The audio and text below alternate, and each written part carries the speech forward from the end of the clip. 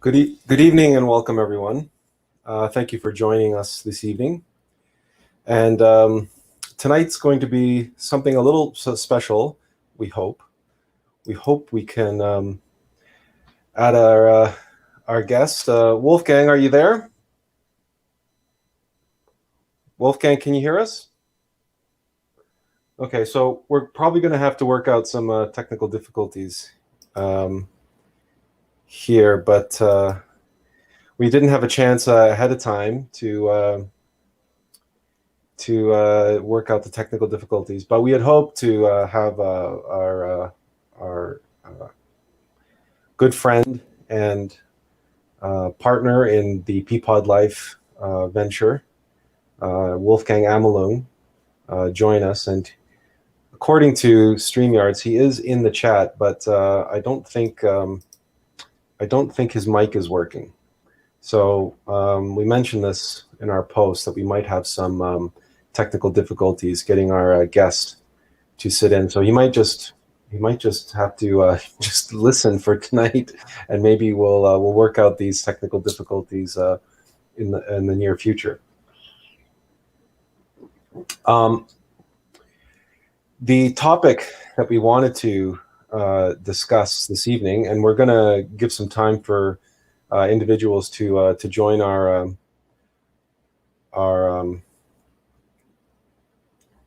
to join the stream here.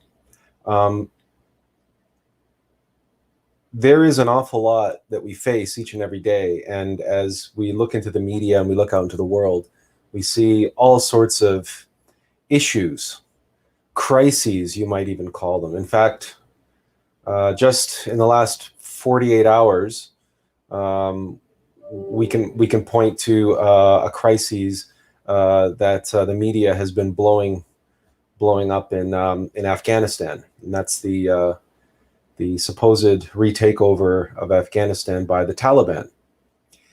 And we actually prepared a couple little clips on YouTube that we wanted to show you, and we'll get into those in a little bit. But as a general overview, I guess, we should carefully consider the words divide and conquer.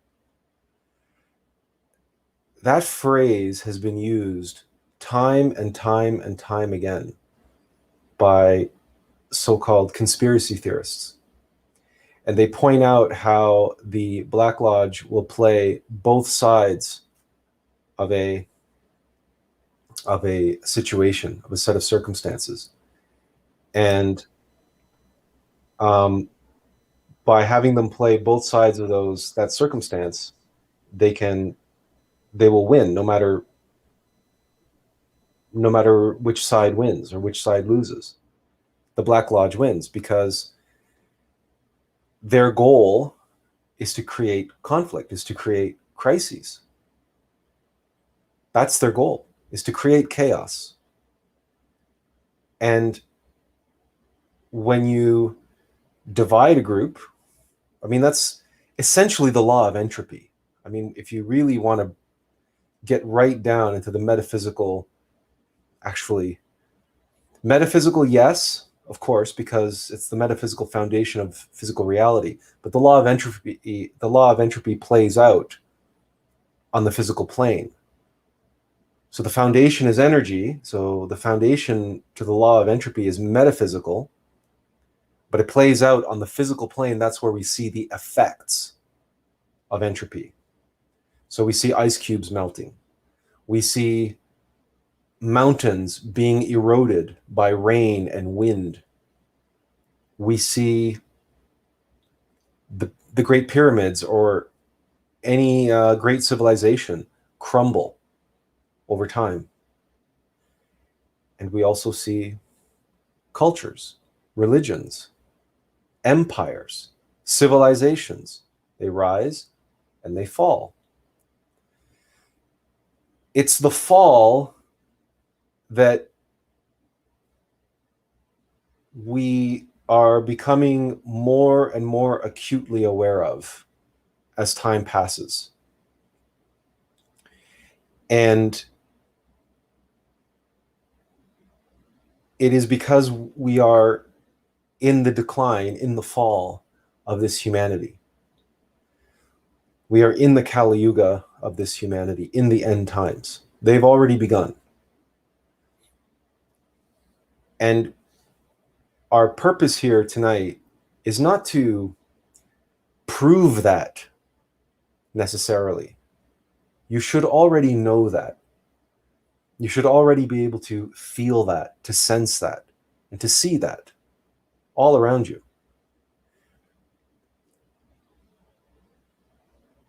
And if not, if you don't, or if you can't, or more importantly, if you are being caught up in the crises themselves, as so many individuals are, masses upon masses of people. In fact, the vast majority of people on this planet are caught up in the crises. It's important to be able to feel into the crises, feel into the darkness that's behind this chaos, and know what its end goal, what its purpose is. Divide and conquer, entropy, and recognize that entropy works for mechanical nature. Everything that is born out of the earth must return to the earth without exception. There's no exceptions. Recognize here and now, feel into yourself, feel into your own heart, feel into your body, feel yourself inside your body, and recognize, I am not this body. Well, if I am not this body, whose body is this? The answer is clear. It belongs to mechanical nature. It belongs to the planet. This body is the planet's body. It's an extension of the planet's body. Our physical body came from the earth. Yes, it came from our mother, of course, our birth mother. But all of the nutrients and all of the material that went into forming and growing this physical body, and all the material that sustains it, and indeed, that's on the energy that sustains it on a certain level, belongs to mechanical nature, and it must return to the earth. This body is on loan to us. You've heard the expression living on borrowed time. Well, we're literally living in borrowed flesh. And what's true for an individual in microcosm is true for a humanity in macrocosm, a global civilization. All the buildings, all the great wonders of the world, all the skyscrapers and all the technology and all that, you name it, it all came from the earth, and it's all returning to the earth. And that process, there's only one way to get a skyscraper to return to the earth, and that's to pulverize it. We saw that, all of us, in one form or another, we saw that happening on September 11th, 2001. We saw the Twin Towers being pulverized, and in a very real sense, being turned to dust, ashes to ashes, dust to dust, and being returned to the earth.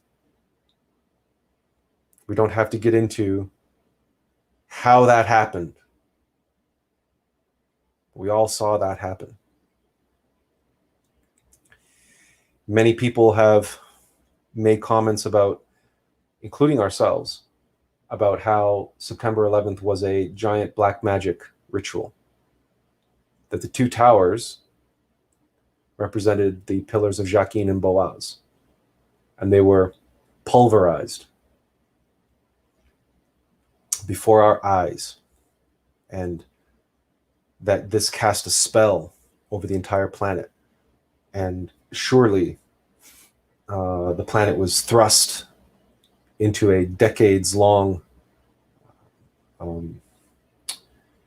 fever of fear and anger, desire for vengeance, revenge, but also that fear, that desire for comfort and security. And in that fear, you saw Americans in the West giving up their civil liberties and allowing all sorts of draconian laws to be written onto the books.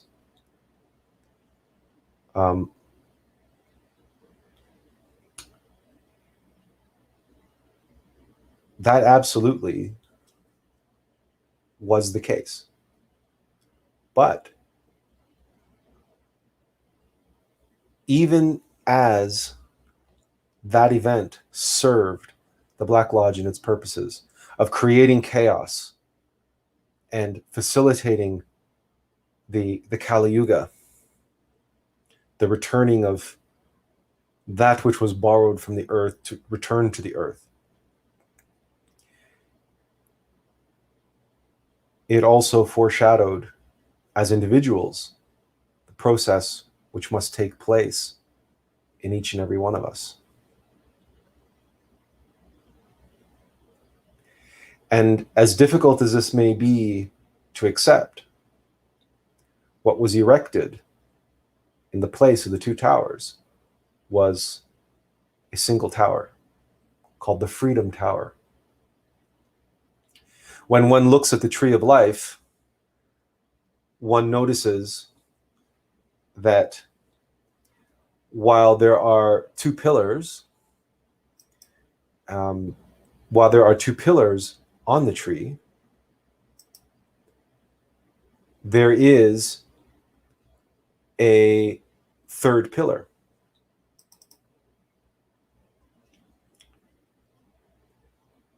Let's see if we can bring this up and show you this here. All right. Oh, that was not what we wanted to do. Let's try this again. Okay, hide. It's a little small, but hopefully you can see we have Jacqueline and Boaz, the two pillars in the Tree of Life, but then we have the center pillar. And on the center pillar, we have not only the physical body, we have the etheric body, we have the human soul, the causal body, and we have Da'at, which is, or Gnosis, the hidden Sephira on the Tree of Life. And then we have Keter. This center pillar, even though we know Jacqueline and Boaz probably very well, we know that terminology fairly well. What we might not know, what we might not be that aware of, is the center pillar known as the pillar of light.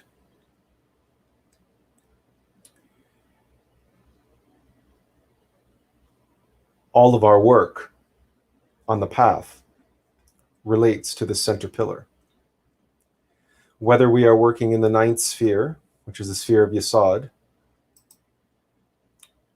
or whether we are working in the ninth sphere in order that we may create our solar causal body in the sixth dimension and awaken in the sixth dimension, that's what's required to awaken.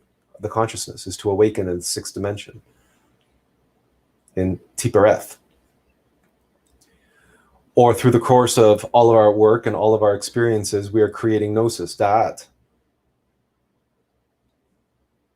And ultimately, the ultimate goal of self-realization, death, resurrection, and ascension into the absolute. That's beyond Keter. All of our work relates to this center pillar. And even though down here we have the physical body, ultimately the two pillars give way to the center pillar. It's a way of communicating to us that this physical body of ours, this temple, and the two pillars that uphold this temple, is impermanent, and our work must be down this center. And yes, we work with both masculine and feminine energies, and yes, we want to unite them and create them in balance. And if you unite the two pillars, you get the center pillar. And there's all sorts of ways that you can look at it and interpret this. But death is the most powerful and potent way to understand the path and how to progress along the path. And death comes with chaos. Death comes with destruction. And even though all around us, chaos is being sown, and it's being sown specifically on purpose,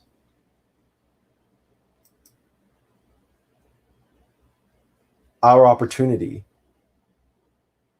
is in that middle path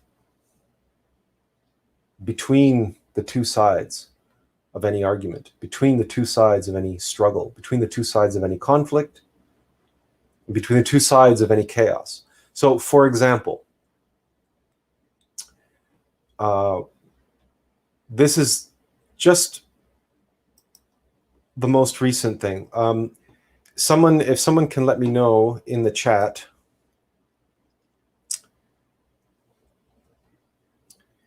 if the sound is all right, then that would be good. So let me play this little clip for you. It's only 2 minutes.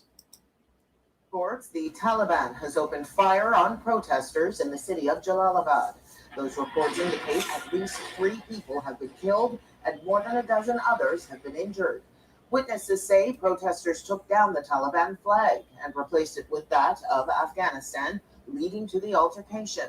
Local reports state the Taliban has been replacing Afghan flags across the country, which has angered some local residents. However, this is the first report of protesters taking action.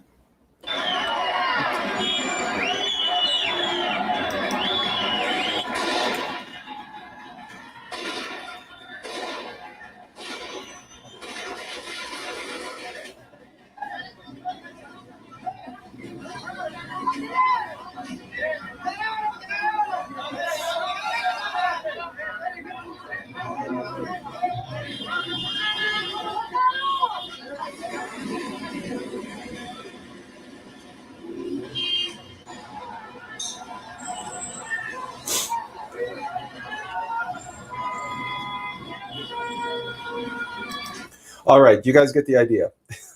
And we can obviously state that this could just be a very elaborate staged photo opportunity, right? This could just be some, I don't know, who knows, people they grouped together and had them marching through a busy street, and half the people know what's going on, half the people don't.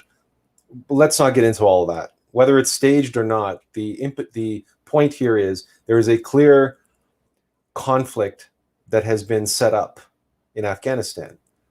And it's taken 20 years to establish it.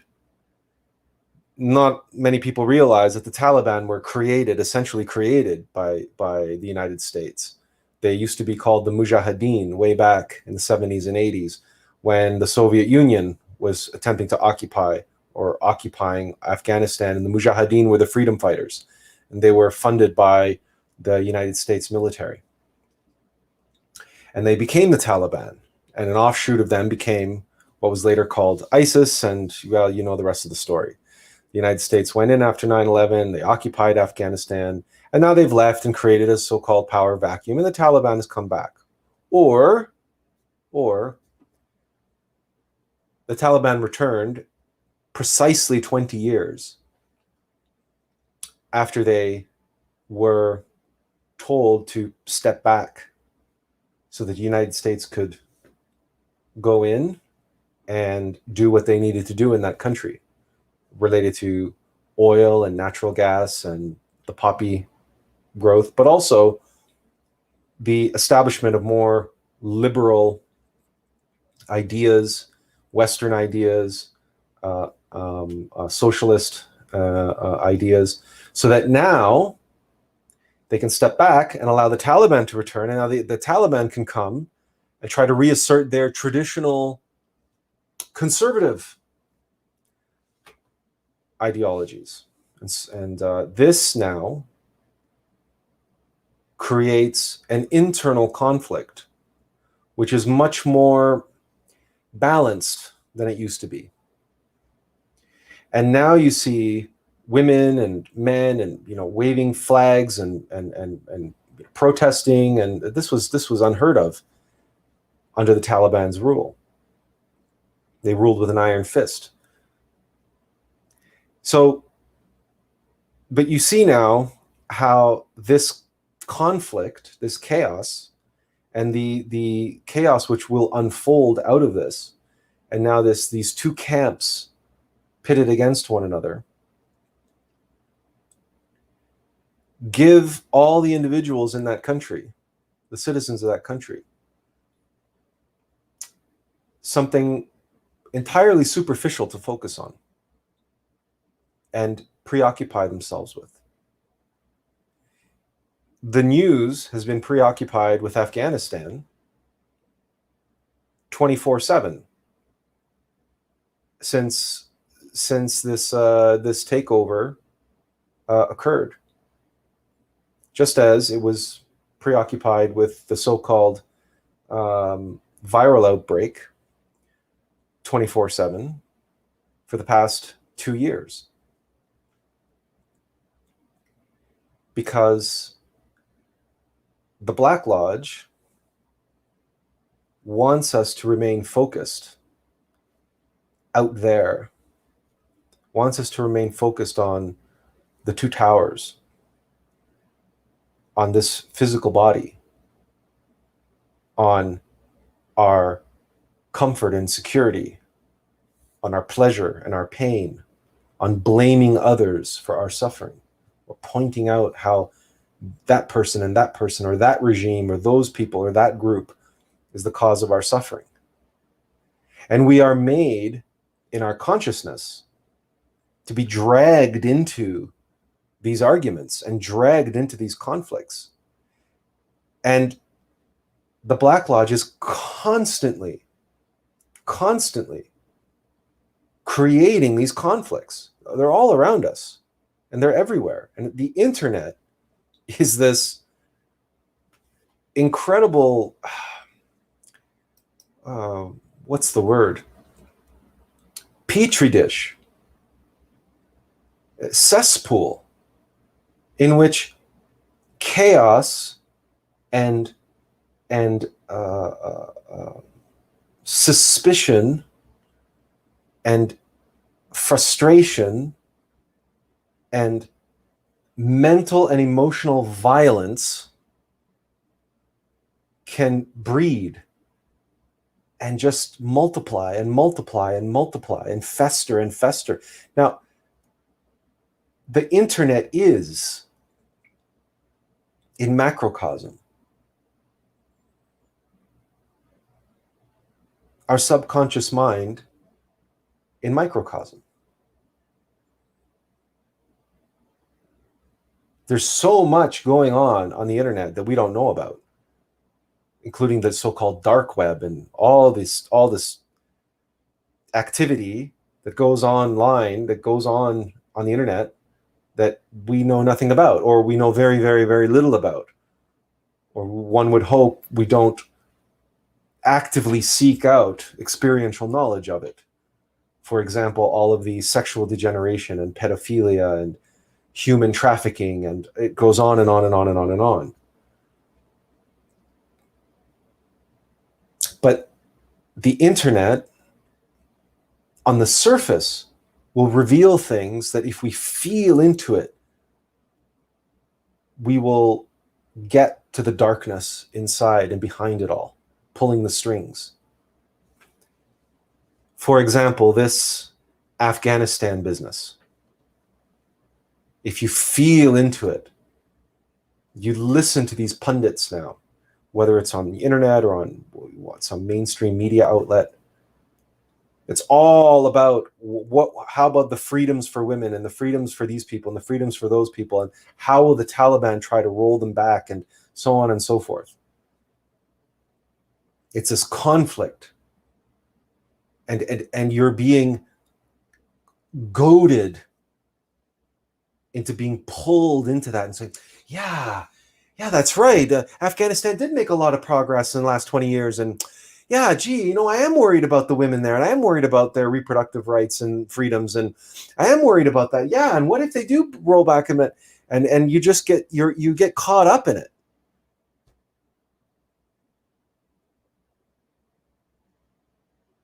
The reality is it's all crumbling. Neither side of that equation, be it the Afghani government that was up until now supported by the US and still being supported by the US, and so is the Taliban.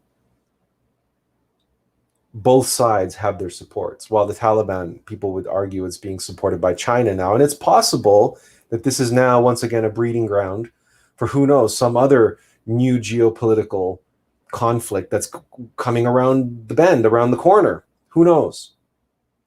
But the point is the conflict is being emphasized here, and people are picking sides. For example, there are people in Iran who are picking sides on the side of the Taliban, and so on and so forth. That's if you believe the stories that are being bantied about. But there is a conflict. There are two sides, and people are being goaded into joining either camp. And this is happening all over the world. This story has been running 24/7 all over the world on the mainstream media, which means it's, for the Black Lodge, it's important. It's important. It's an important inflection point to create camps and division. It's an important, Afghanistan, for whatever reason, has been a kind of like focal point or a hot spot for entropy, for this humanity, for 40 years. Here's another example that we want to show you. This is perhaps a little bit different, but perhaps you can feel into it and spot what's going on here. We'll just read the headline, and we'll only play like a minute of this video. Famed Twitch socialist Hassan Piker buys $3 million mansion in Hollywood to one-up OK Boomer Girl, which is a conservative pundit. Purity. What is that supposed to mean? Money! What are you talking? He's got a lot of money! Now I hate you, you Well, I hate bastard! you. If you leave here, I hate you. A few moments later. Hi, nice to meet you. No, nice to meet you. You fucking simpleton peasants, you. Oh, yeah, dude. I can't believe. Oh, man. Rich leftist, dude. What the fuck? We really gotta stop these rich leftist bugs!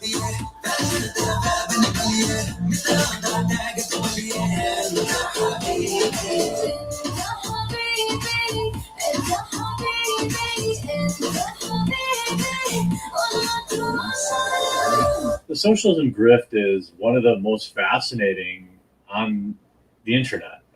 Quite frankly, when you have heroes like Bernie Sanders, who is a multimillionaire, owns 3 or 4 homes, you've got people like the OK Boomer Girl giving a $2 million tour of her apartment.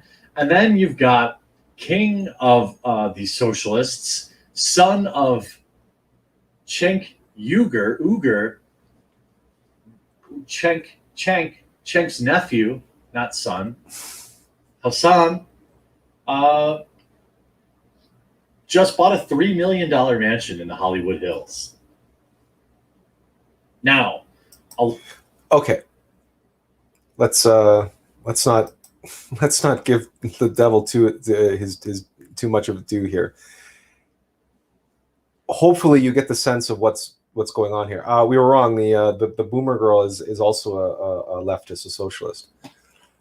Did you spot the dark side that's that's implied here by this fellow.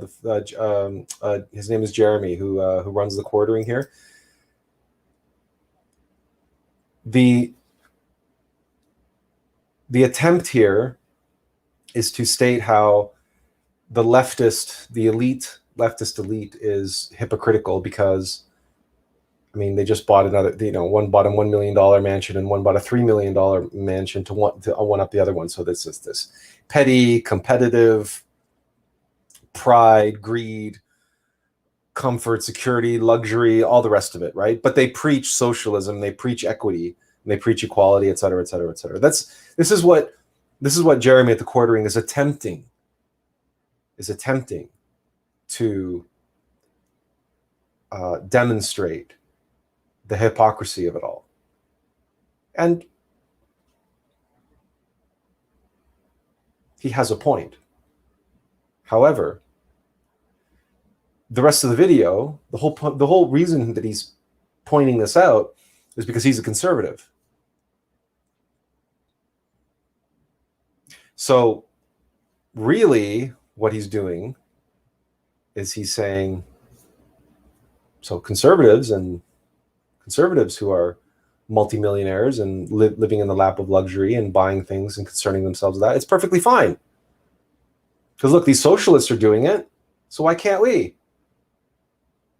They talk big talk. They talk about how they're into equity and equality and all these things, but then they go and they live in $3 million mansions.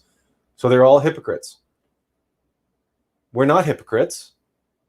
We think it's fine for people to be wealthy and rich and ultra rich, and we think that's great. And that's how we live. It's very interesting how in this particular example, the two sides, their behavior is the same. Their opposition is wholly intellectual. It's philosophical. It's liberals and conservatives. But we all know it doesn't matter. It doesn't matter who's in power in any government in the West. The country goes in more or less the same direction. Economy, growth, shareholder value, military concerns, everything is the same. Everything remains the same.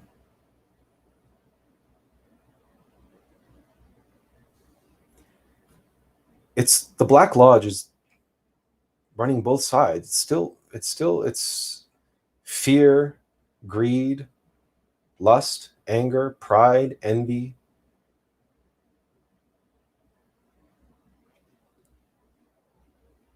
But just especially if you live in the United States, and if you've lived in the United States the past 4 years, look what you went through in terms of the political discourse.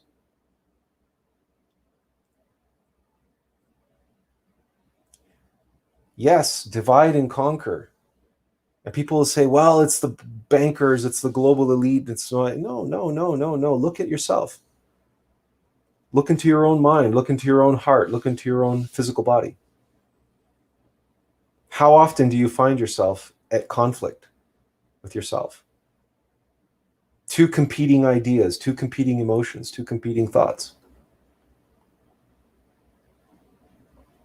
One moment you think, wow, that was really good. I did something really good today. The next moment you're beating yourself up over something. You feel, or you go from self-loathing in one moment to the next moment you're like, yes, but I can do anything and I love myself, and you go from self-loathing to too much self-love. How's that possible? We've described this in the past. In fact, our last live stream, we talked about this, how self-loathing and too much self-love, self-esteem, are two sides of the same coin. It's pride. And the pull between these two extremes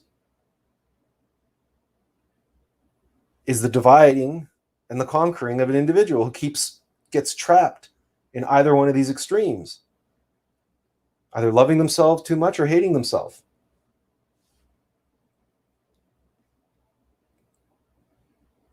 But what's behind it both is pride. Pure and simple. The actual ego, the Black Lodge, is behind both extremes. As in microcosm, so in macrocosm. It cannot be any different. It is impossible for the macrocosm to be different than the microcosm. The world is how it is because that is what we are inside. That is what's going on in our own subconscious mind. That's what's going on in our lives. If we're honest with ourselves, if we observe ourselves, we will know that to be true. But we have to be honest with ourselves.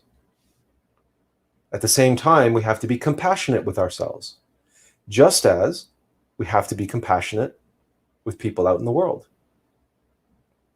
who are caught up in their crises and caught up in their conflicts and have been goaded into these conflicts, and they've fallen for it, hook, line, and sinker.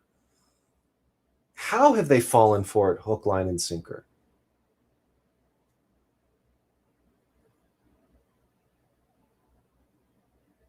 If someone is being bounced around from either extreme in their own psyche, loving themselves too much or hating themselves, accumulating things or getting rid of things for the sake of getting rid of things, hoarding things for the sake of hoarding things, or dumping things for the sake of dumping things,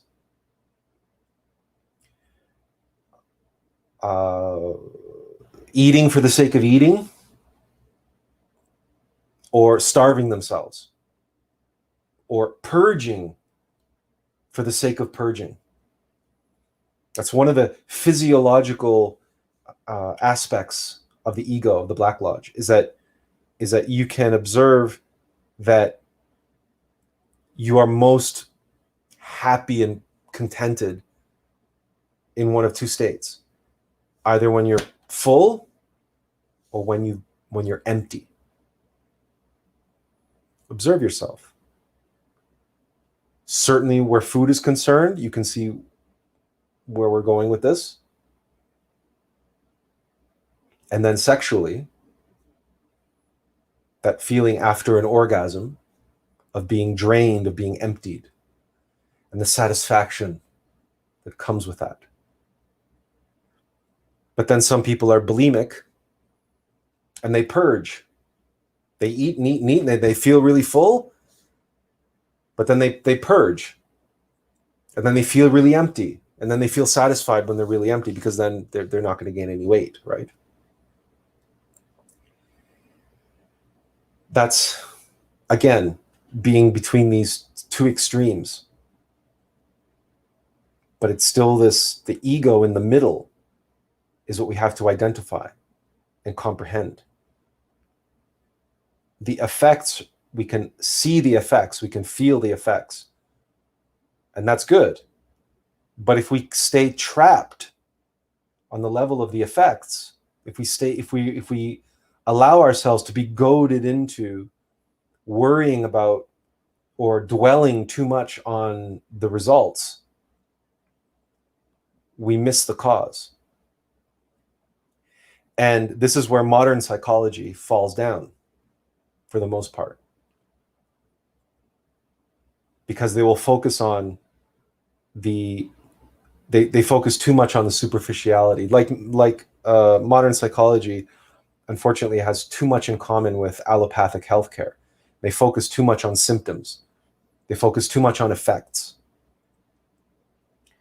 They don't focus enough on the root cause. They try to, they claim to, but especially in modern psychology, when it comes to pharmacology, they're very much in a place where they're just treating symptoms. And if they can get the person to stop purging, it's a success. Or if they can get the person to stop binging, well, then they're on the right track. Maybe not. Modern psychology is the same psychology that will say that self-loathing is terrible, and if we can turn self-loathing into self-esteem, then it's a success. But we all know self-esteem and self-loathing are two sides of the same coin, which is pride. Modern psychology doesn't identify pride as a problem, not particularly. And out in the world, we have all of these individuals who are caught up in all of these crises and conflicts, and they're caught up on either side of them, and they're not able to identify the cause, what's getting them caught up in it. And what's getting them caught up in it is their own egos. That's what's allowing them, their own attachments, their own identifications, their own fear, their anxiety, their desire for comfort and security, their anger, their pride, their envy, their laziness. All of this is coming into play as they fall for these external conflicts. And they get drawn out of themselves into these external conflicts, and they forget the work. They forget what all of this is about. And perhaps most importantly, they lose the ability to feel into and sense and know the truth of it for themselves. And they get pulled more and more into their ego mind, into their ego emotions. And they get drawn further and further away from their source of gnosis, which is their innermost, their true self.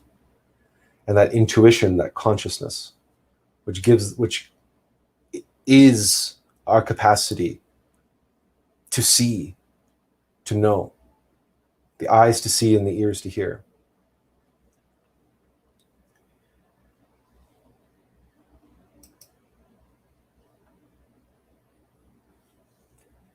One of the obvious aspects of these times is the chaos and the suffering that results.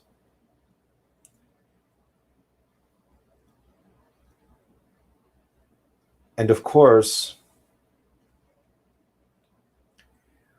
one might say that mechanical nature, although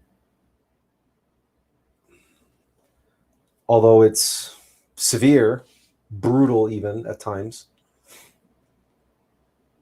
it's not without the capacity for mercy.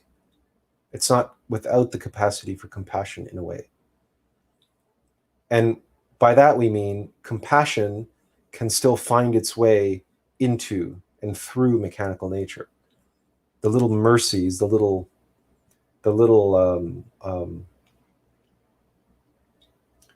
bombs, if you will. Unfortunately, these too can be a trap. Well, what's a good example of this? We have all noticed that the legalization of marijuana has proliferated now in the West. And many, many jurisdictions are moving forward on the legalization process. And as marijuana becomes legal, other drugs and hallucinogens become more and more available. And in fact, the pharmaceutical industry is now looking at various different hallucinogens as a means of treating various different illnesses as mental illnesses.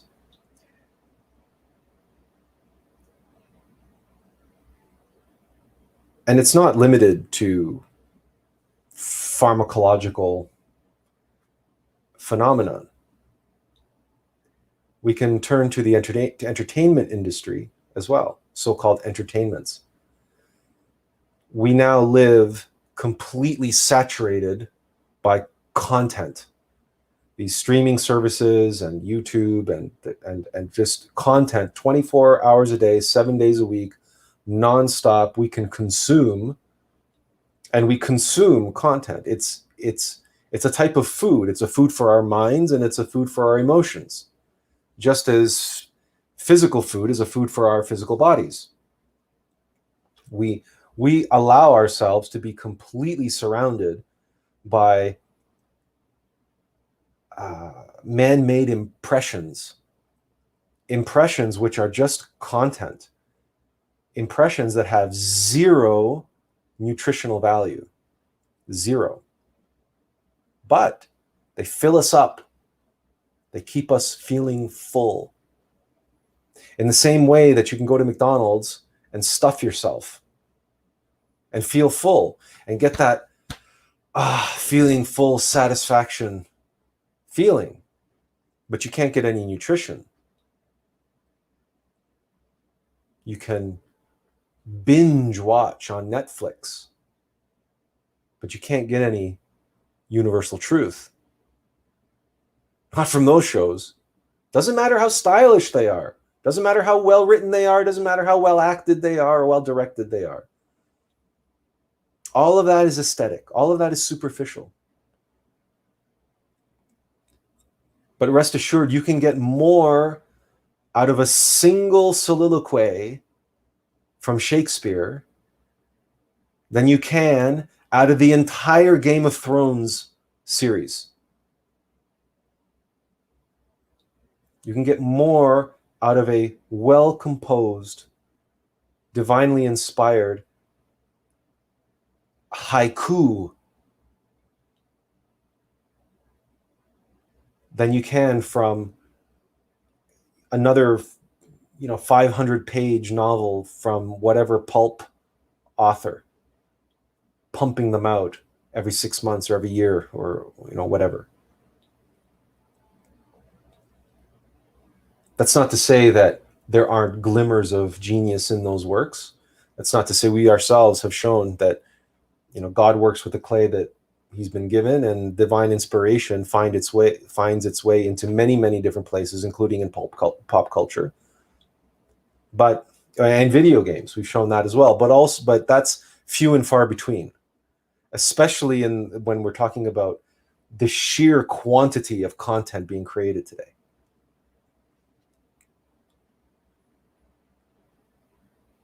And all of that is likened to general anesthetic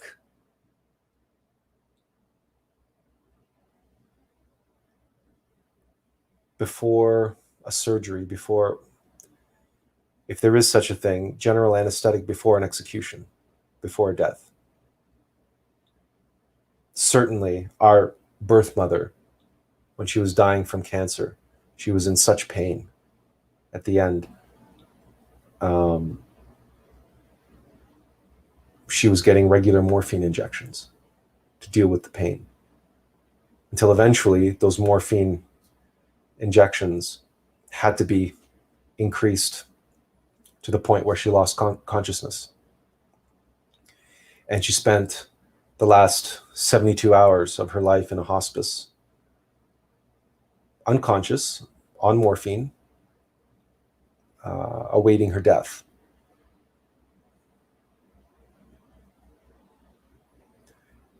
The streaming wars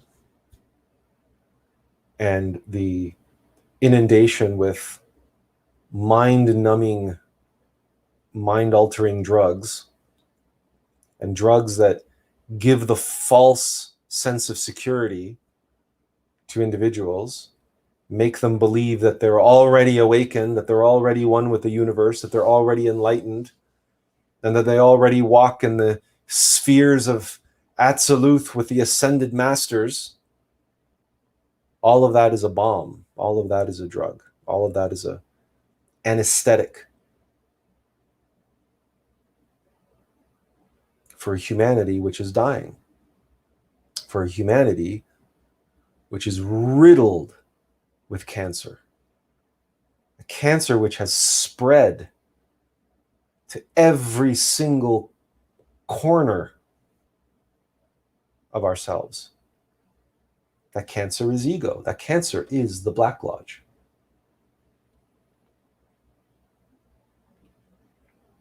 And as in microcosm, so in macrocosm.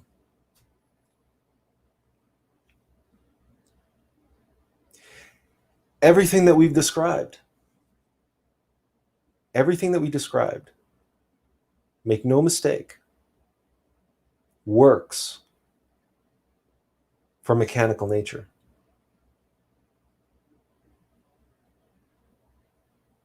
It's the law of entropy playing out on a macrocosmic scale. And in order to do that, everything must be torn down. Everything must be destroyed. Everything must die. And of course, you want to minimize the resistance to that process. So if you're, instead of having individuals and groups resisting death itself and resisting the end of humanity, you split them. You splinter them into groups, into tribes, such that each tribe is fighting for its life. It's fighting for its life against one another. And they forget the real battle. The real battle. They lose sight of it because they're too busy with this.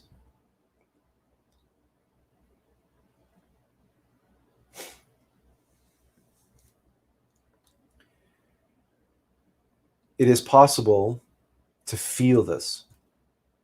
And if our good friend Wolfgang were able to get his microphone working, which unfortunately that's what seems to be the problem.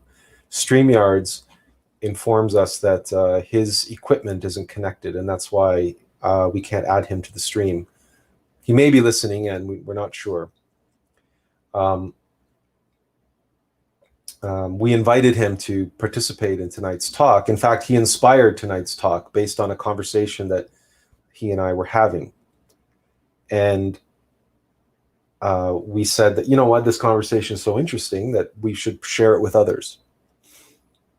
And Wolfgang is the inventor of the rainforest ecosystem, the indoor rainforest ecosystem that we employ in our Peapod Life venture, which we have talked about before. And his capacity to feel energy and see energy is what allows him to work with plants and animals and ecosystems and individuals and people the way he does, because he's able to feel into the energies, and he can sense what he calls positive chaos and negative chaos. He can feel the Alm of Life, the analogous ultimate methodology, the energies that are of the upward spiral and of the downward spiral. But he's also very intuitive, and he has that ability as well, and that intuition informs his capacity to see energy and feel energy. And the combination of these skills that he has, these powers that he possesses, enables him to work with nature and in ways where he's dealing with something which is infinitely complex. An ecosystem is infinitely complex, and a high order ecosystem is the most subtle and the most delicately balancing, self-organizing structure in nature. It's also the most powerful from a purely energetic and self-organizing capacity. So anything that becomes a part of its matrix benefits from that. The Alm of Life in a supercharged way. It's why that technology is included in our Peapod Life solution, and why we call ourselves arc builders, And it is that know-how and that technology which will one day become very, very, very important, at least to a certain constituency of individuals, this humanity, as we make the transition from this humanity to the next humanity. Because the things that you put into an ark are the seeds of the next humanity that you will plant the next humanity with. And the other thing you put in there are the teachings, the knowledge. So biology and knowledge. And all you have to do is look at the two arks of the Old Testament, the Ark of Noah and the Ark of the Covenant, to know what are the two things that go inside of an ark. But we've also described in a recent meme of ours that the ark relates also to the tree of life and to ourselves. There's an ark inside each and every one of us. And that ark needs to be built like the Ark of Noah was. And the Ark of Noah was built long before the rain started to fall. And everybody called Noah a madman. But it didn't matter. He built his ark anyway. He followed the guidance of his innermost God, who's telling him to just keep building the ark. Don't listen to other people. Don't worry what other people say. Don't worry what other people say is important and not important. Don't allow yourself to get caught up in all of these conflicts and crises out there.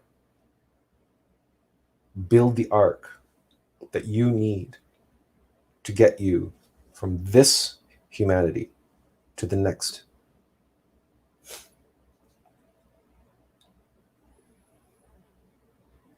And interestingly enough,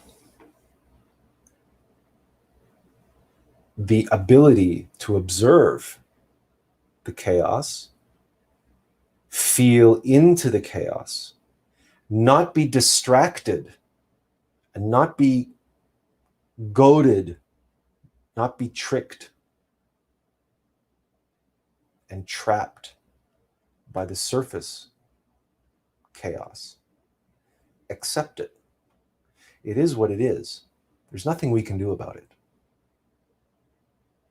Nor is there anything we should want to do about it. The law of entropy is the law of entropy. This is how civilizations are destroyed. Before you can tear down something physically, you have to destroy its foundations. You have to weaken and undermine the foundations.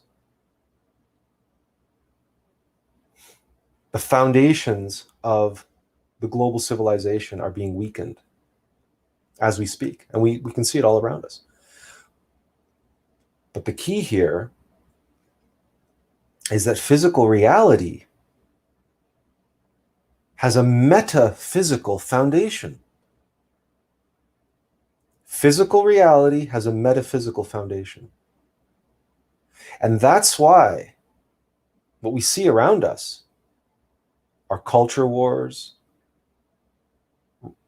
secularism, or religious conflicts, or degeneration of religion, atheism, secularism, materialist science, which is a religion of its own, a dogmatic belief system of its own, but it's pulling people away from any discussion or exploration, whatever, of the metaphysical. Or if it does, then it's using psychedelics and all sorts of nonsense to affirm its own materialist scientific bent belief about what the metaphysical nature of reality is. Oh, the fourth dimension is time, or what have you.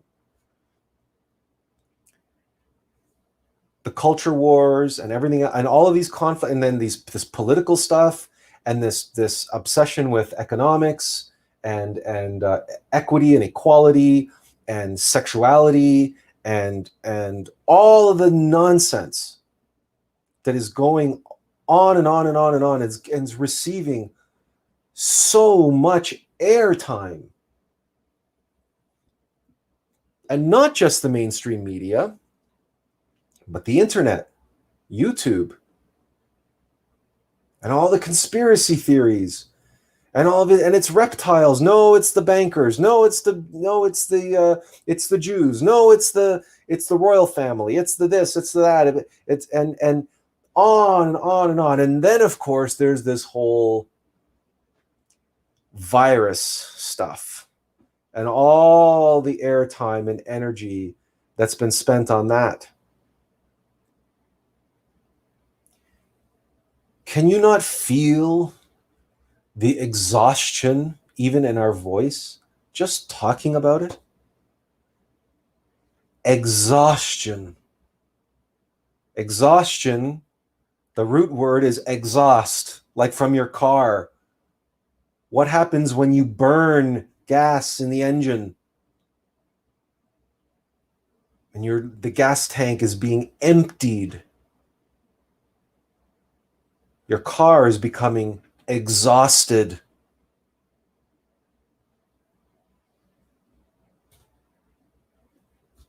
Where is the time and the energy left for meditation, for prayer, for taking a stroll in nature and being one with its beauty, with divine nature, and feeling into the divinity of nature?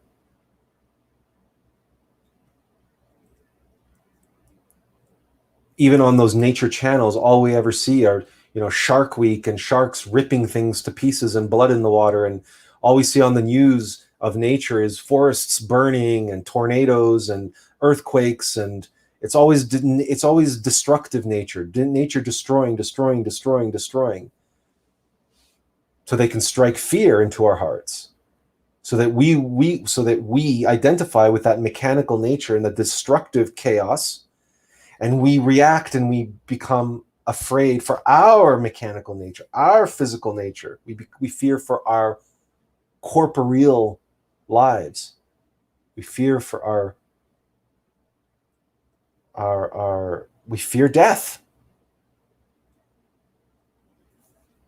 We fear the loss of our comfort and security.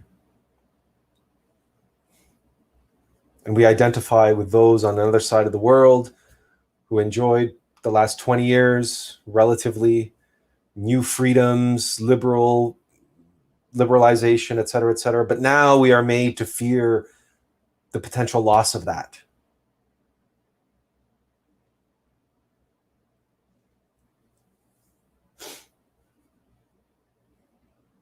If you feel into that process, you will recognize that there is a division taking place there. It's very subtle, but it's there. And it's pulling us away from who we really are, as it's pulling us into all of these concerns and conflicts and crises, etc. And it's getting us to concern ourselves more and more with our mechanical nature, with our fear, our desire for comfort and security. Makes us, it's triggering our anger. Rest assured, all of the discourse that you see, be it online or mainstream media or anywhere, talking about the elites and how terrible they are, and the billionaires, and how they're so selfish and greedy, and how all of their wealth was built on the backs of the little people. All of that exists to make you angry, to trigger your envy, to trigger your fear. And to have that envy and fear and pride and all of that as a solid foundation for an angry, violent uprising, an angry, violent response.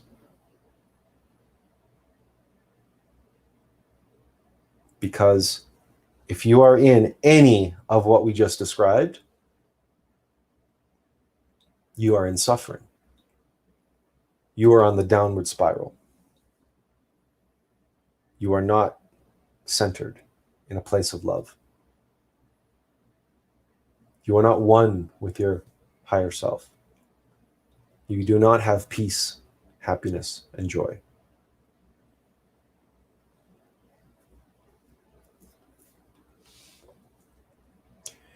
You are getting caught up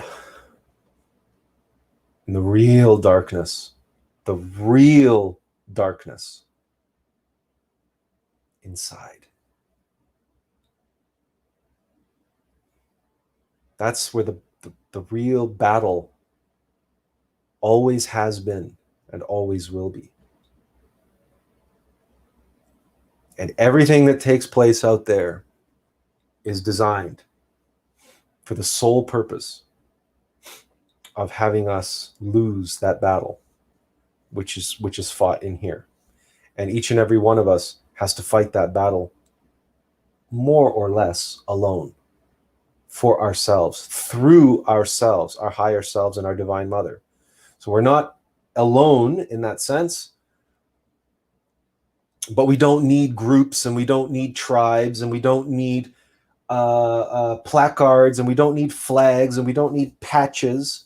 We don't need titles to fight this fight. We might turn to others who we know and we trust, who are fighting their own fight. And they seem to be doing okay, fairly well. And maybe they've gone through some things, and maybe they have some advice to share.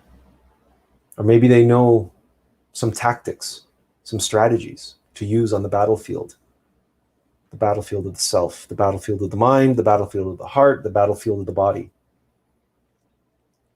And maybe some individuals that we know have admitted that their adversary, their fight is against a very powerful set of adversaries, or a very potent adversary. And as a result of that, they've had to learn a whole different set of strategies and tactics, or they've had to learn how to become stronger, and they learn how to find the source of real strength. And they've learned that they're not qualified to face that adversary alone, and that they really have to hand it over to their innermost being and their Divine Mother. And that their job, they have a place to follow orders. They've handed it off to their innermost general to fight that battle. And we've discussed this. We discussed this last stream.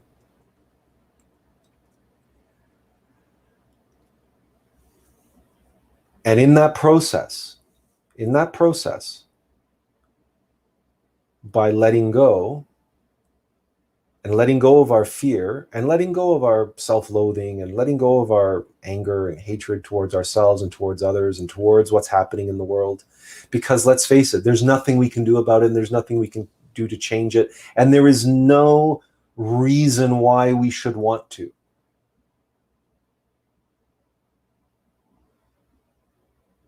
No good reason why we should want to. There is a reason why we would want to, but those reasons are based in fear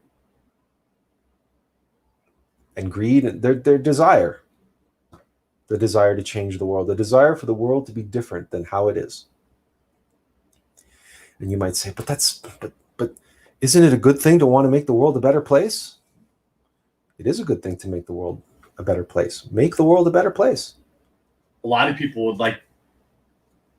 Make the world a better place. You can do that. Through your actions, through your thoughts, through your words, through your deeds. Through your example. You can be a beacon of light, a beacon of hope, and a beacon of love amidst the chaos. You can be an island in the storm,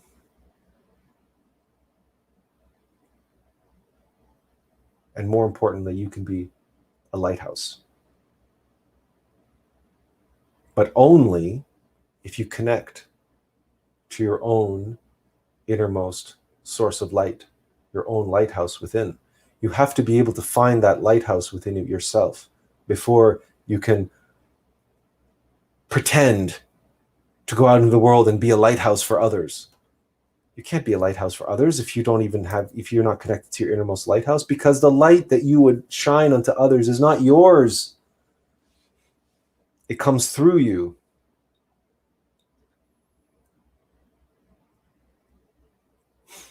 This really is the secret, and why there are many, many, many beings from many other worlds who have chosen to come to this planet and incarnate here and now. The Kali Yuga of humanity is a tremendous opportunity. You know, there's that cliche about the word crisis in Chinese, and how the characters that make up the word crisis contain the character for opportunity. So every crisis contains within it an opportunity. And then we have the expressions like what doesn't kill us makes us stronger, et cetera, et cetera, et cetera. That being conflicts and being tested require us to step up to the plate and better ourselves in order to make it through. And we talk about the greatest generation and how World War I and World War II made men out of boys and all these cliches and nonsense and whatnot and so forth. But there is truth in that. And every hero's journey, in every story, in every myth, is an expression of that. How we have to descend into hell and face our own demons in order to ascend the other side and return a hero, return change, return altered. And the whole world changes as a result. That world is, yes, symbolic and allegorical of ourselves, but it's also a fact, because the macrocosm must reflect the microcosm.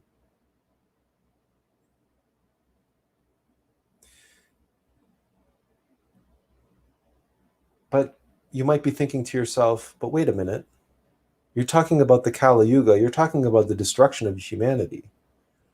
And you're talking about heroes' journeys and people developing and growing and overcoming hell and returning and being better, and that's somehow changing the world and making the world a better place. But then on the other hand, you're saying that the world has to crumble and be destroyed. Yes, that's true. And herein comes the symbolism and mythology of the phoenix, and the allegory and practical metaphysical science of death and resurrection, and the alchemy of transmutation. You know, the phoenix dies in the flames and is born of the ashes. And we describe in our article, which we'll throw up here, nowcast, right? The storm is not on its way. The storm is already here. In this article, we outline how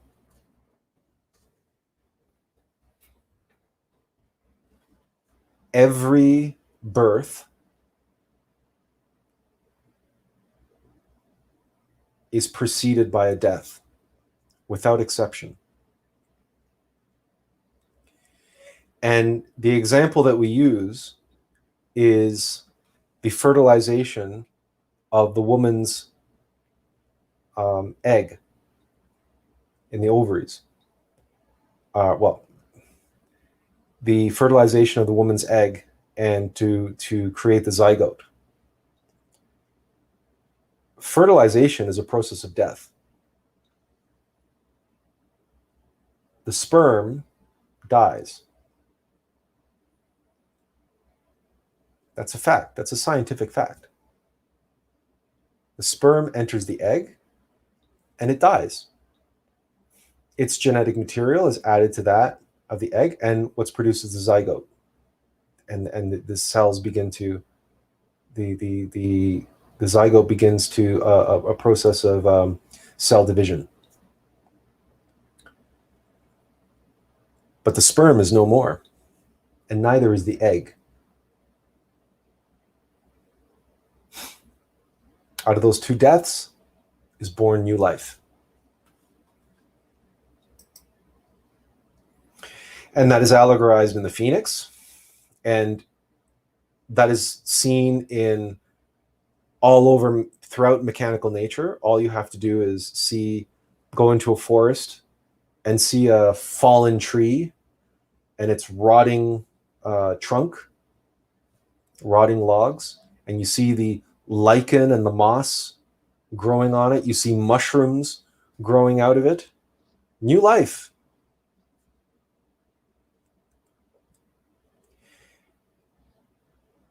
And you may see woodpeckers coming down and punching holes in that log, looking for all sorts of insects that are growing inside of it, that are making making their home out of that fallen log. So in the Kali Yuga, the work that we do on ourselves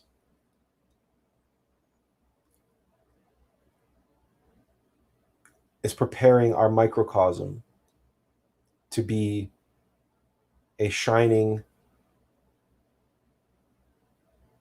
seed with which to plant the future macrocosm. This humanity has no future. This humanity will die. But those who awaken, those who work to self-realize, may earn a place in the next humanity, may reflect that which is needed in order for a humanity to experience its golden age. But that work is a work of metaphysical science. It's not a belief system. It's not it has nothing to do with what you think you know. And it's interesting because we heard someone say this in a chat today, something about they were equating it to what's happening in Afghanistan, and they said this is yet another example of the downfall of the Western intellectual class, a class which believes it knows everything, but is constantly being reminded that it knows nothing, or it's constantly being reminded of how wrong it is. And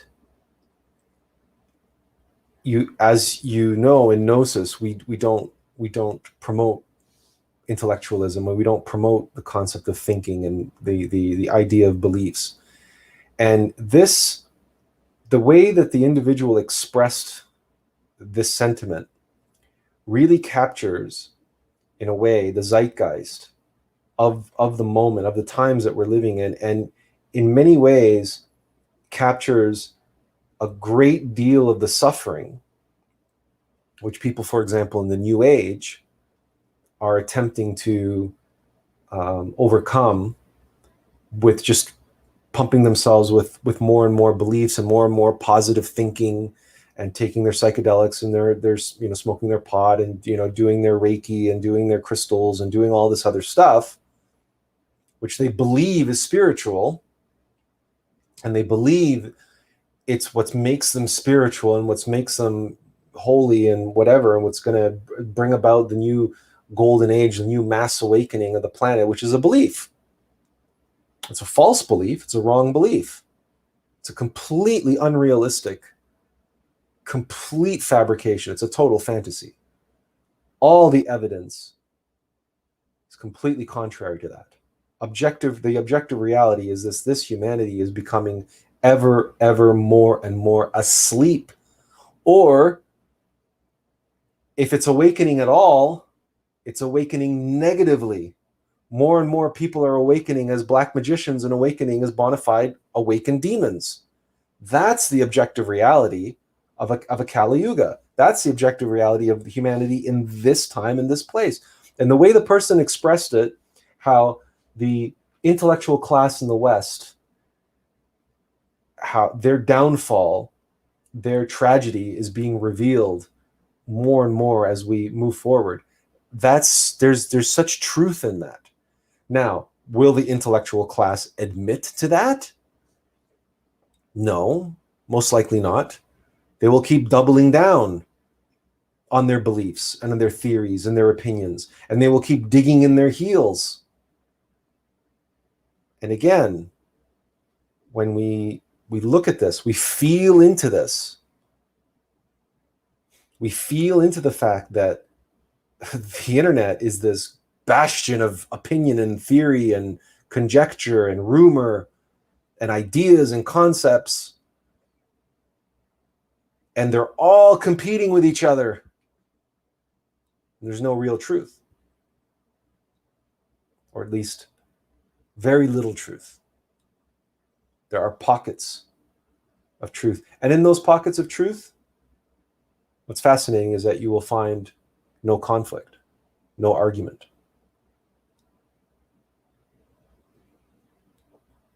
You cannot arrive at the truth through argument, but the truth can be born amidst argument, but not because of the argument, not because one side of the argument wins. But the truth emerges when you step back and step out and observe the argument from a third point of view. The point of view that says belief A versus belief B are two sides of the same coin called hypnosis and ignorance. And when you step into that third point of view and you can see that,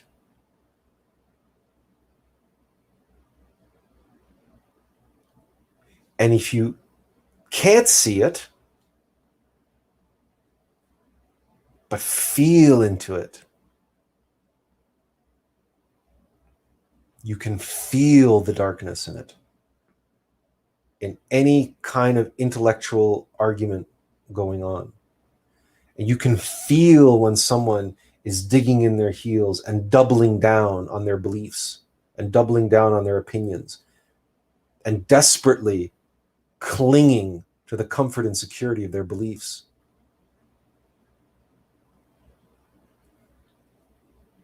You can step, but only if you step out of it. One of Wolfgang's favorite expressions, and I would have liked him to share this himself, is the expression "to be in it but not of it."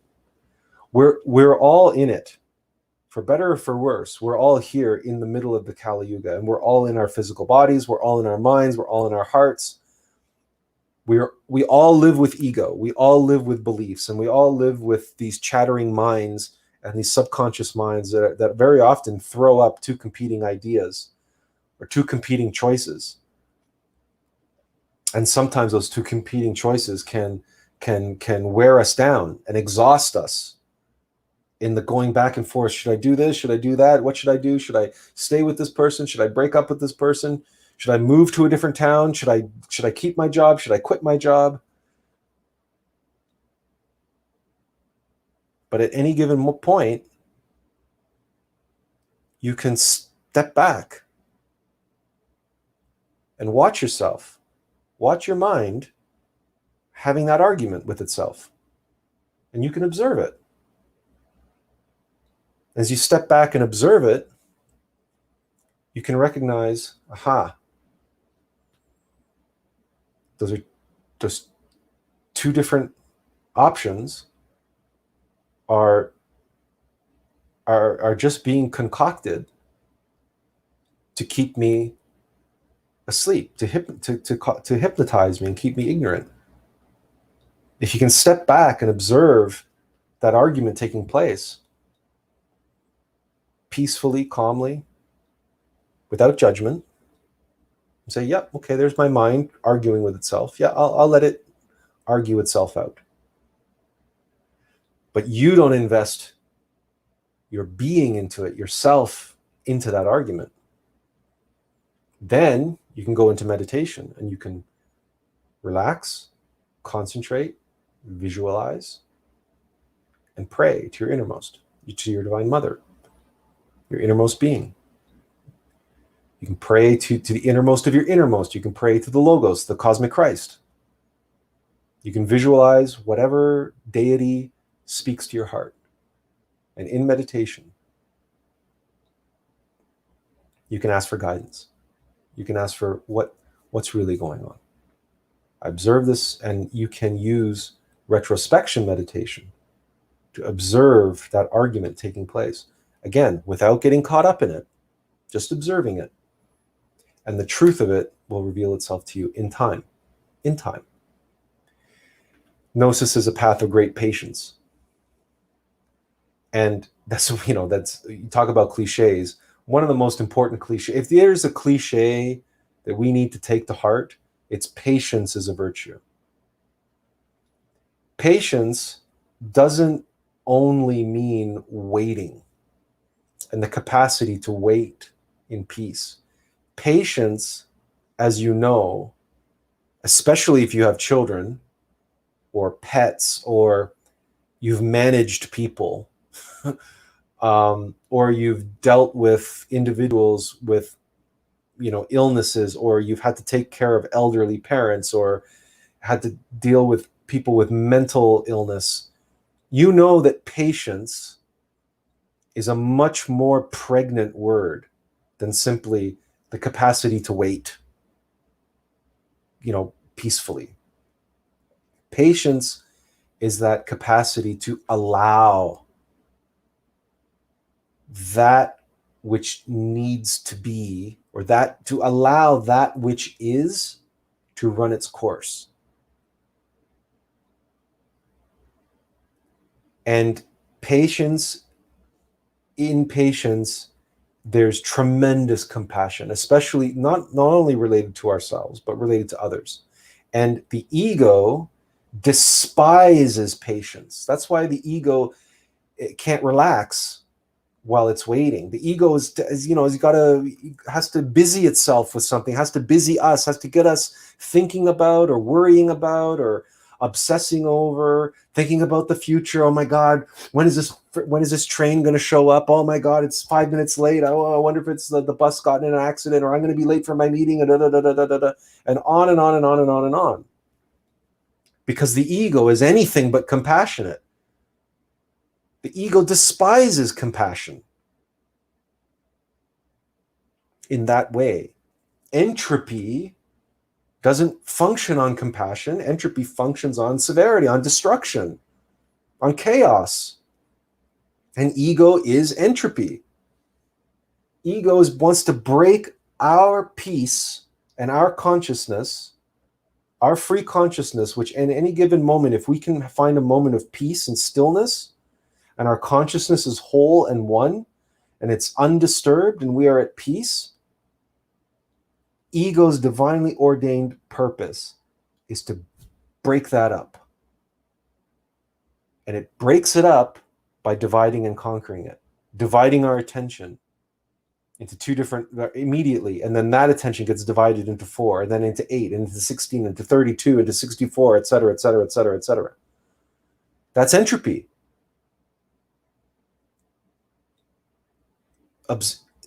Everything that's happening out there in the world is happening inside of us.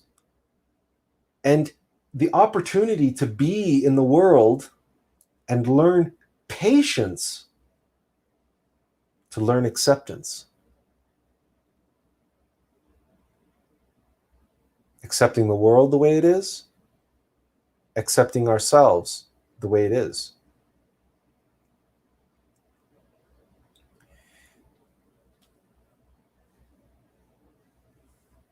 This brings us to Eheye Asher Eheye. I am that I am, the holy name of God.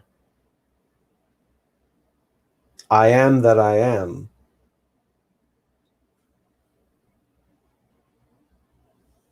It is what it is.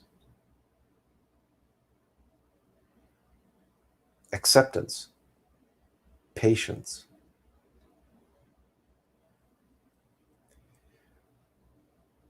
we are not going to do very well with what's on its way if we do not take these words to heart.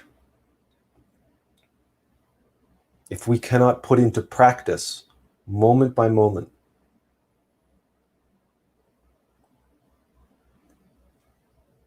recognizing the forces trying to divide and conquer us within, and recognizing those forces dividing and conquering humanity out, and recognizing that whereas our path is to resist that, to stand in the face of all of that chaos, all of the forces of chaos inside of us, and just observe it, and just observe them, and comprehend them, and recognize them, and say, "Oh, yep, there's pride, there's anger, there's fear. Oh, there's one of many faces of fear."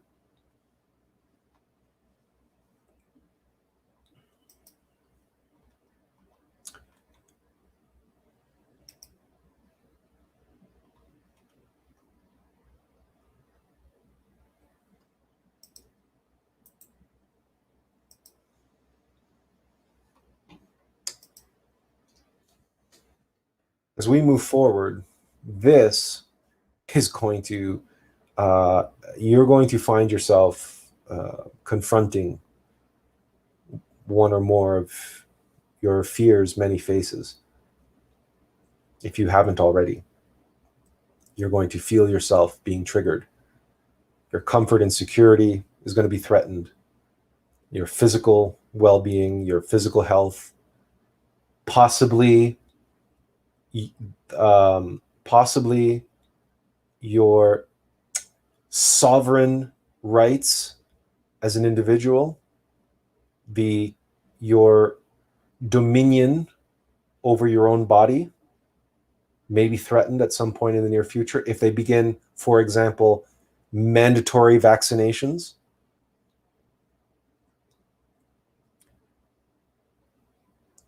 There is a tremendous amount of circumstances that are awaiting us all, which are going to challenge and test us in very, very significant ways.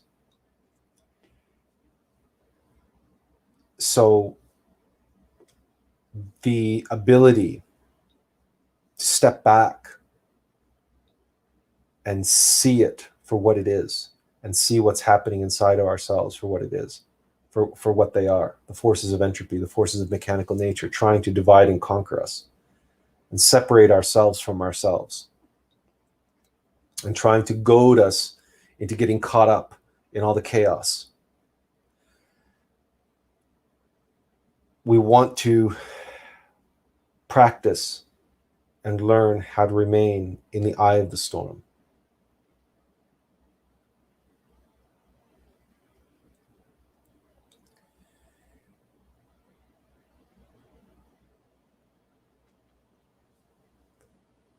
Another way to say this, and we've mentioned this before, we've wrote about this before, but we'll mention it again. We will fail. We will stumble. We will fall. And we will find ourselves getting caught up in this or that conflict, maybe with our lover or spouse, a family member, a close friend, a coworker, or perhaps we will get caught up in a larger struggle. Maybe it will be a struggle for our lives. Maybe it'll be a struggle for our community, a struggle against nature, a struggle to preserve some semblance of survivability against the forces of nature, against a hurricane, a flood, a fire. And we will find ourselves potentially getting caught up in it all. But some of us also struggle with internal conflicts, if you will, which are beyond our control. So, for example, we suffer from depression, and many people suffer from anxiety, or they suffer from panic attacks. We've mentioned in the past that we've also had seizures. It's related to the same entity that causes our depression. Now, depression is deep-seated subconscious anger, and anxiety is deep subconscious fear. But that fear is beyond our reach. It's deep in our subconscious. That anger is beyond our reach, deep within our subconscious. And fear can also trigger depression because, as we explained in our article that we have up here,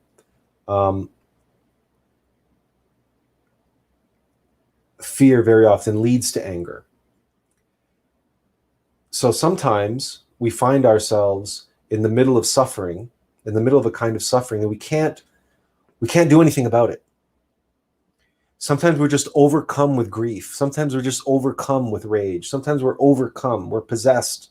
We're in the grips of some ego, whatever that is, triggered externally or not. Sometimes people who suffer from depression need no external reasons to be depressed. People who suffer from clinical depression. Same with people who suffer from anxiety. They don't need anything to feel anxious about. They can just feel anxious about everything all the time. They just suffer. They just are having a panic attack, or they're or they're suffering from that brooding drone of constant anxiety. Their fear is just afraid. It's just doing its thing. Deep in the subconscious, and it's beyond their ability to access it. So what do we do in times like that, or in any conflict, in any situation where we are caught up in the storm? And like a storm, we're like the captain of a ship, because we're still the captain of our ship. When you suffer from anxiety, you suffer from depression, or you suffer from some malaise, or you suffer from some impending doom, you still have to live. You still have to do your daily activity. Not only that, if you're on the path, you still need to try and do some sort of practice. Meditate, or remember to pray, or observe yourself, or you try to still hold it together and hold yourself to the path and remain a loyal servant to your innermost. How can you do that? Like, how does the captain pilot his ship, sail his ship in the middle of a storm, and the crashing waves, and the lightning, and the fog, and the mist, and the rain, and the waves?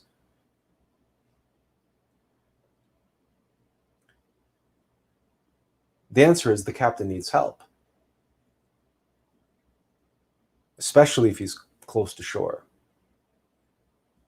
Where he's closest to shore, that's when it's deadliest, because that's where the rocks are, and the waves can smash his boat on the rocks. So the saving grace of a captain in the middle of the storm, in the storm, is the lighthouse. The captain sees the lighthouse off in the distance. He says, "Yes, okay. That lighthouse is gonna guide me safely into harbor, or safely around the rocks. That lighthouse is going to help me weather the storm." Inside each and every one of us is that lighthouse, is a source of light.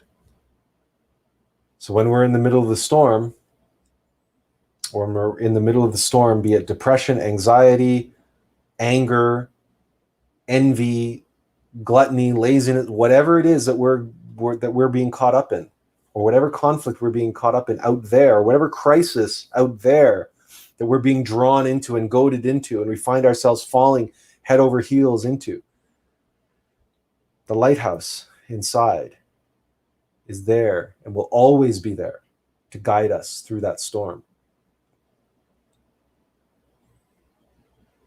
But now here's the real secret. Here's the real secret. We think of ourselves as the captain of the ship.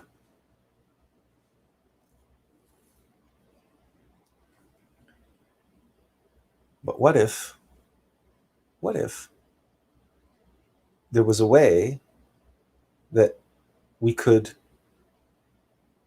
shift from being on the boat to being in the lighthouse?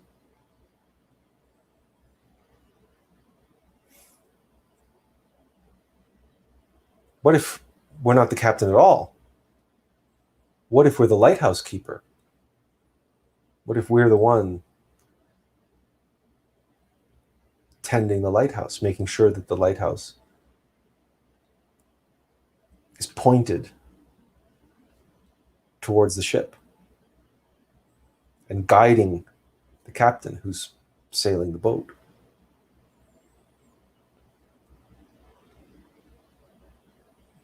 Even in the middle of a storm, the lighthouse is on solid ground. The lighthouse is never at risk of sinking. The lighthouse has no reason to fear. The lighthouse keeper has no reason to be afraid. He's not caught up in the storm.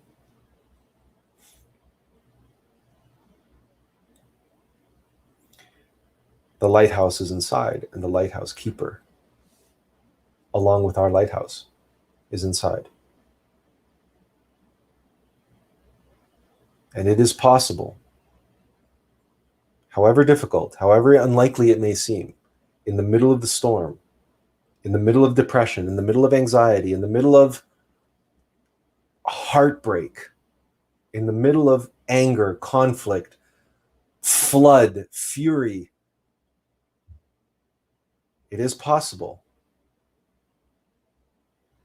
to say, okay, here's the storm, my true self in the lighthouse. I'm the lighthouse keeper. And I will beam the light of consciousness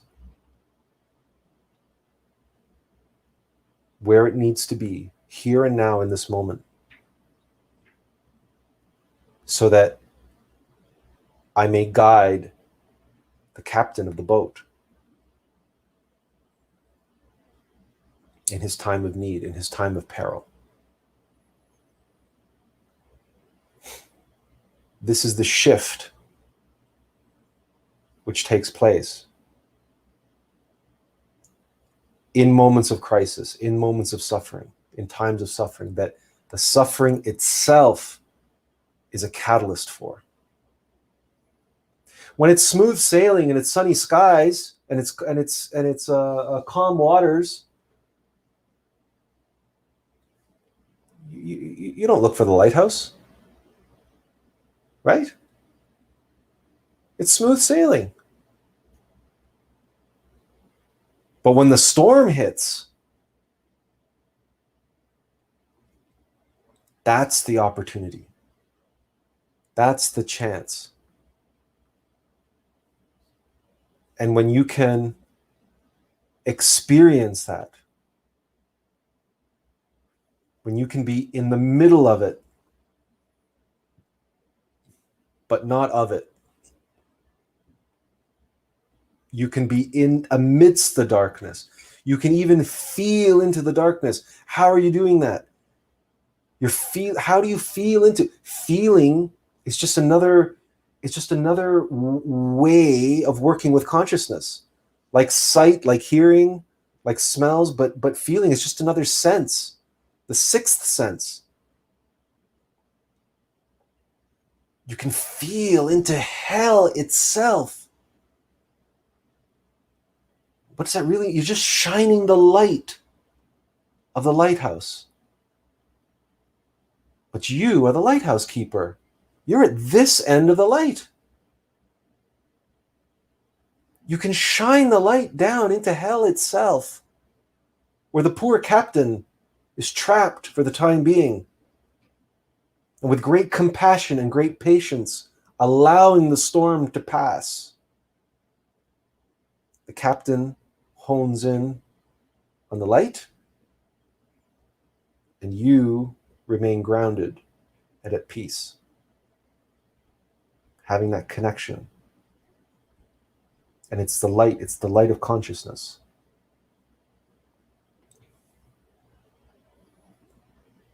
With this technique, you can weather any storm. If you master this technique, to master this technique means two things: practicing and using it. Be the lighthouse keeper, and be the captain who follows the light and not his own fears and anxieties and terror amidst the storm. The captain who knows that he's going to follow the lighthouse keeper. Just shift. Because the truth is, you are both the captain and the lighthouse keeper. Truth is, you're both. Remember that. You're the captain of the boat. You're controlling the boat. You are sailing the boat. There's no question. You are in control of the boat. But when the storm is raging, you don't feel in control of the boat, do you? The forces of mechanical nature seem to be in control of the boat, and you're holding on for dear life. So it's the light of consciousness. It's the light of the lighthouse that can guide you. And if you follow that and hone in on that and stay focused on that and have the patience and compassion to let the storm pass, but stay present and focused and shift yourself to the lighthouse keeper. It's subtle, and it doesn't mean that you won't suffer. Believe me, when we're suffering from depression, we suffer from depression. We're drained of energy. We have it is what it is. Anybody who suffers from depression, they'll tell you what depression is like. Doesn't mean you know what it's like, but it is what it is. But there's a difference between suffering from depression and identifying with it and getting caught up in it. It is possible to go through depression, anxiety, anything, and say, yeah, okay, right now I'm depressed right now. Yep, there it is. I have no energy. I have no motivation. I can't do anything. I can't do this. I can't work. I can't, there's like nothing you do, nothing works. You just observe that and remember that you're not of it. You're just in it. There's the captain on the boat in the middle of depression. If it helps, use a different allegory. If you've seen Master and Commander or any nautical movie or any movie where there's sailors and then there's no wind and the ocean becomes like a mirror, but there's no wind, they can't go anywhere, they're stuck. And there's nothing they can do. They're at the mercy of the wind. So wait for a breeze. And while you're waiting for a breeze, use your imagination, use your mind's eye, see the camera pulling away, see the boat sitting there on the water, not going anywhere. And saying, okay, well, that's what has to, if that's what it has to be, that's what it has to be. It is what it is.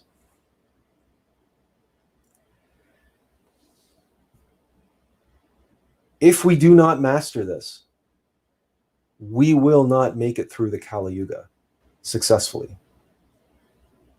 If we do not master this, we will not complete the task, the work that we came here to do on ourselves or in the world successfully. The capacity to remain relaxed and at peace and centered and be in the tumult, but not of it, not caught up in it. To be in the eye of the storm. To be the lighthouse keeper, guiding the captain on the ship. When we can do that, then incredibly, other ships will appear out of the darkness, out of the storm. Here we thought we're just guiding ourselves. Here we thought we're just guiding our captain through the storm. we're just pointing the light and we're staying focused and we're just being a lighthouse keeper. We're just doing what we're doing. We're burning our light and we're staying grounded and staying at peace and staying focused and being a lighthouse keeper. And all of a sudden, other ships will appear. And we will discover that the light that we are keeping for ourselves is a light that others are using to help them weather their storm.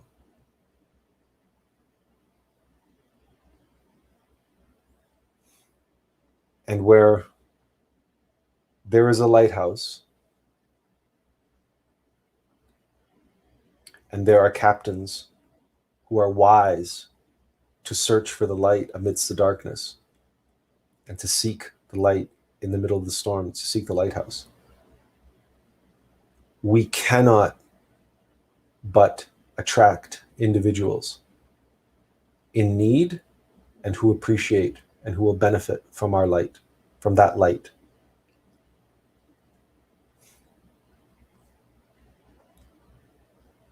And we will have a positive impact on the humanity around us, on the individuals around us, or maybe they're far away. Maybe they don't have to be around us physically, but those who see that light that we're putting out into the world. And we might just be trying to hold it together ourselves. That may just be what we're trying to do.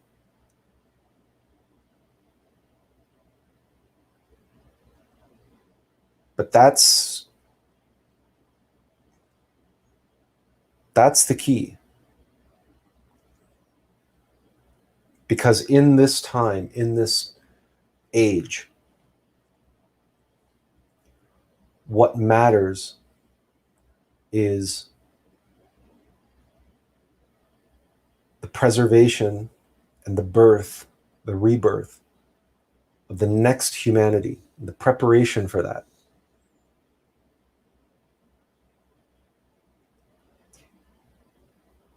And that means preparing the seeds and putting them in the ark, preparing the knowledge, putting it in the ark, the biology, the seeds, what we need for the next humanity.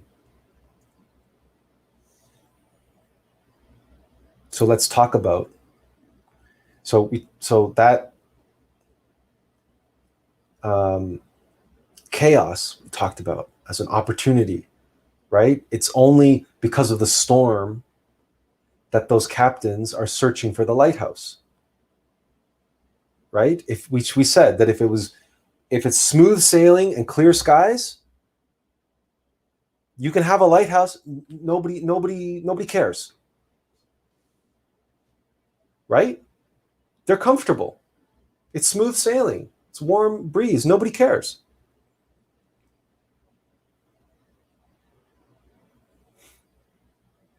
But as soon as the storm hits, if you have a lighthouse, all of a sudden you're everybody's best friend.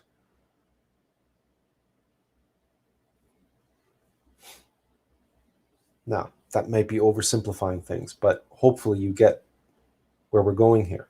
We're going to switch to a different metaphor. We're going to switch to the metaphor of the seed. Usually, seeds come inside of a fruit of some kind, or at the very least, they're connected to a fruit. Not always. They can be inside nuts and so on and so forth. We don't have to get too technical here, but let's talk about, let's say, apples. The seeds are at the core of the apple, and if you've ever gone picking apples, you know that for each apple you pick off the tree in the fall, there's half a dozen apples rotting on the ground. And you may also know, if you observe carefully, that all of that flesh of that fruit, as it rots on the ground and it becomes putrefied and brown, and you know what apples get when they become bruised or they become bruised or they become rotted. But all of that is there to create fertile food and fertile soil in which the seed to grow.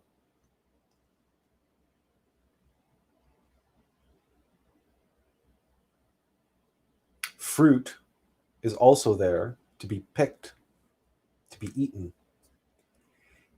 Animals who eat fruit pass the seeds through their digestive system and spread the seeds. The tree is able to proliferate, spread its seed, quite literally, because of the fruit or because of the nuts, because of whatever, what have you. That is a process of death. The fruit dies. The fruit is either devoured and eaten and digested, but the seed is not digested. The seed doesn't die, not yet. The seed dies when it sprouts. But in order to get to where it needs to go, to where it needs to be, in order to even have the ability to sprout, to even have the potential to sprout, it has to go through this journey of the fruit. And that journey of the fruit is a journey of death. From the moment a fruit achieves its highest ripeness, its best flavor, its best everything, from that moment onward, it's all downhill for the fruit. No matter how you slice it. Pardon the pun. Once that fruit has achieved its peak sweetness and crispiness and shape and color and perfume, aroma, it's all downhill. Either some animal or person is going to see that beautiful piece of fruit and pluck it from the tree and eat it, or it's going to become overripe. And eventually it's going to become too heavy for the stem and it's going to fall to the ground and it's going to rot and die for the sake of the seeds inside. Because why else, what other reason does a fruit have to ripen in the first place? But for the sake of the seeds inside. And once it's achieved that level of ripeness, it can only go one way, downhill, for the sake of those seeds. That's a fact. No fruit lasts forever. Doesn't matter how perfect it is. Doesn't matter how many blue ribbons it wins at the county fair. Right? The pumpkin. Right? It doesn't matter how big it is. Doesn't matter, whatever. It's gonna rot. It's gonna die.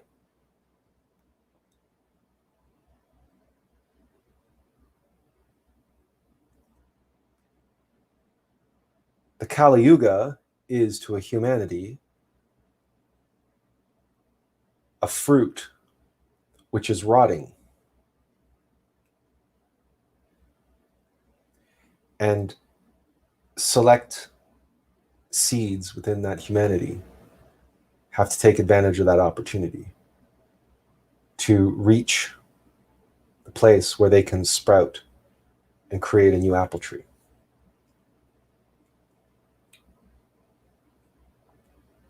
Everything that's going wrong in your life, everything that's going wrong inside of you, as we get older and as we age physically, for example, maybe financially, maybe relationships, maybe whatever,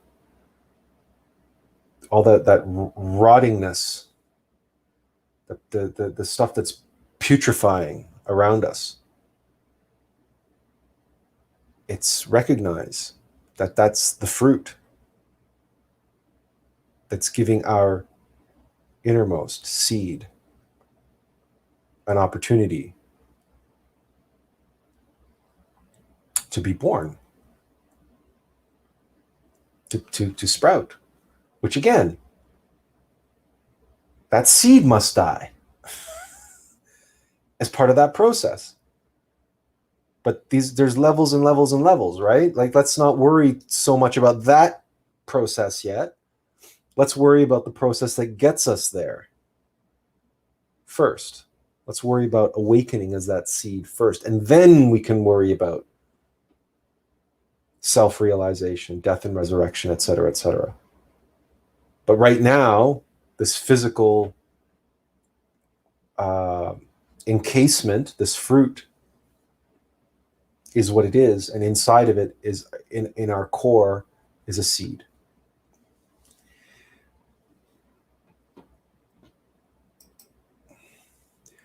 We don't often write poetry, and it goes without saying that this discussion of seeds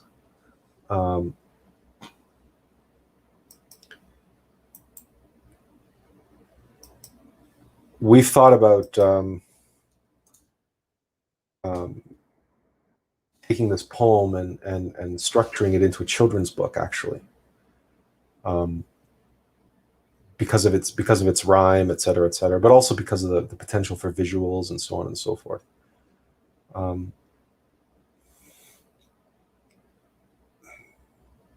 There's no fruit involved in this particular poem because we're talking about Yggdrasil, which is a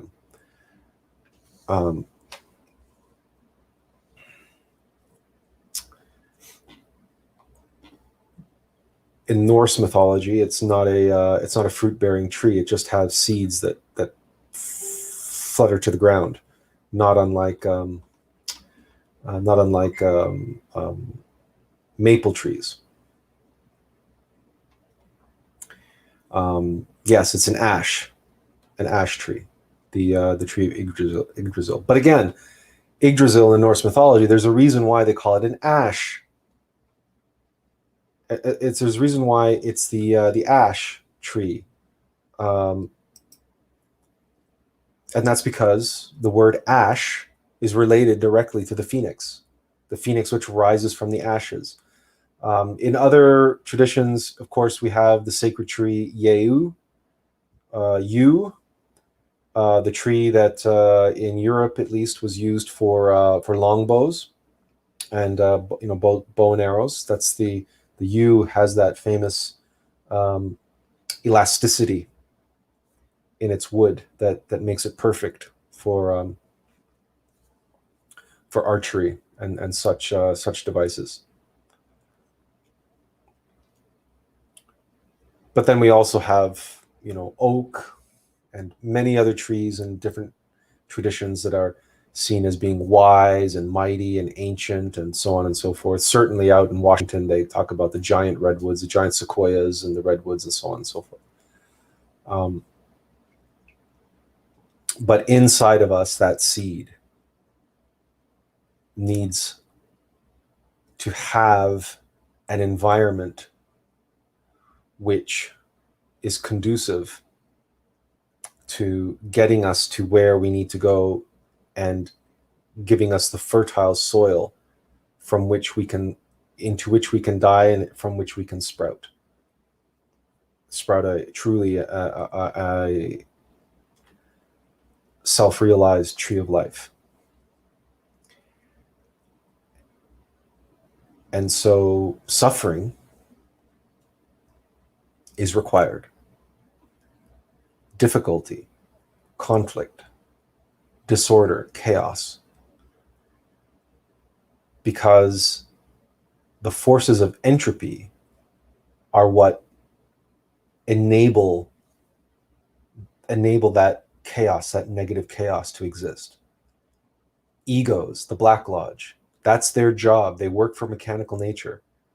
They create those forces,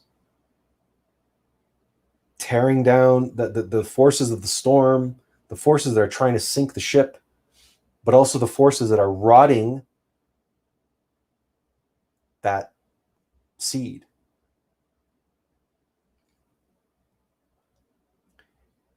And it's in opposition to those forces. It's leveraging the opportunity that those forces and that creating that negative chaos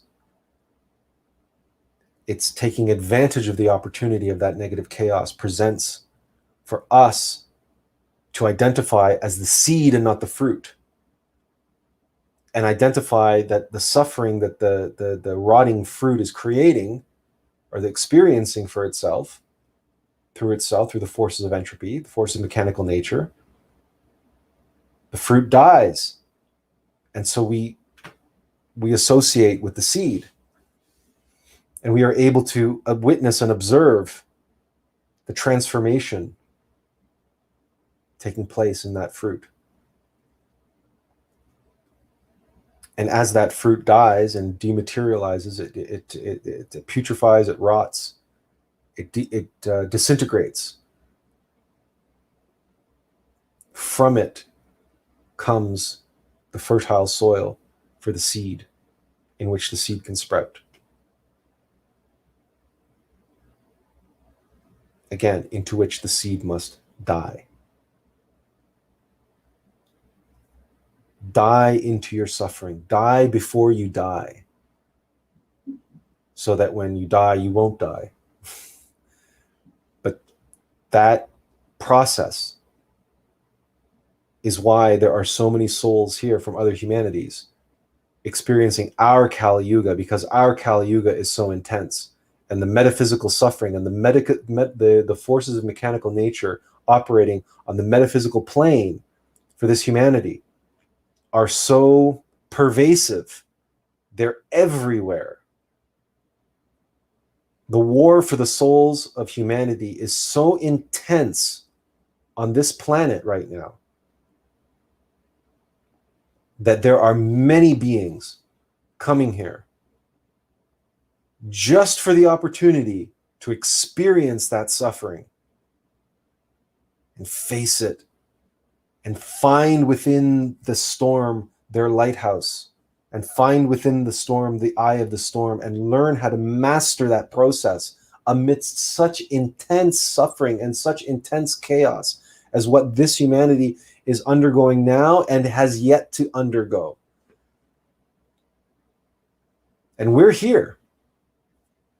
Some of us may be a monad from one of those other humanities. Some of us.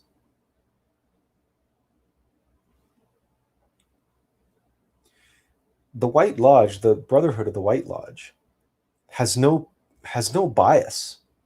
This humanity, that humanity. We promised you all a video on Star Trek, and rest assured, it is on its way. It's just that, as we said, when we're going through depression, when we're suffering through depression, there's certain things that we cannot do. And that project has one of the things that have unfortunately been put on the back burner.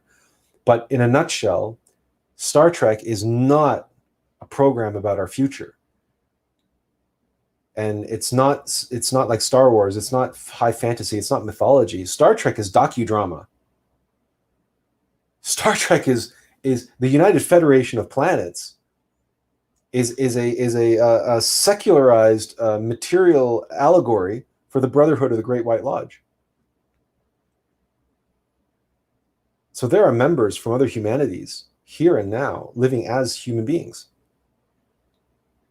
But they come from other planets. But they come here not only to help this humanity, but also to be able to pay tremendous amounts of karma. And the progress that one can make here and now by suffering here and now for the sake of this humanity and learning how to master the forces, the causes of suffering within ourselves, and aligning to our inner lighthouse and awakening as the lighthouse keeper. And what's more, recognizing that the lighthouse keeper is the keeper of the light. Remember when we said there's levels and levels and levels of this? The lighthouse keeper works with the light. The lighthouse keeper just points the light. Where does the light come from?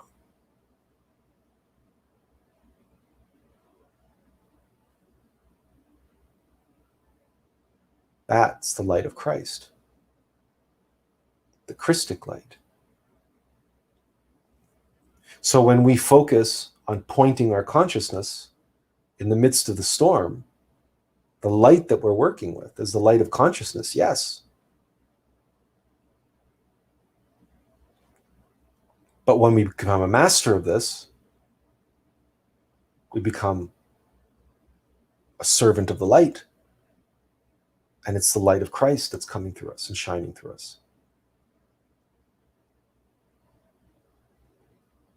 And the level of our being and the level of our consciousness determines the shape and width of the iris, determines how much of that light is able to shine through us, moment by moment. And it's the light of Christ coming into the world through us. That is what it's all about. It's the cosmic Christ, the Logos, the being of our being. That which makes the lighthouse, that which gives the lighthouse keeper a purpose for being.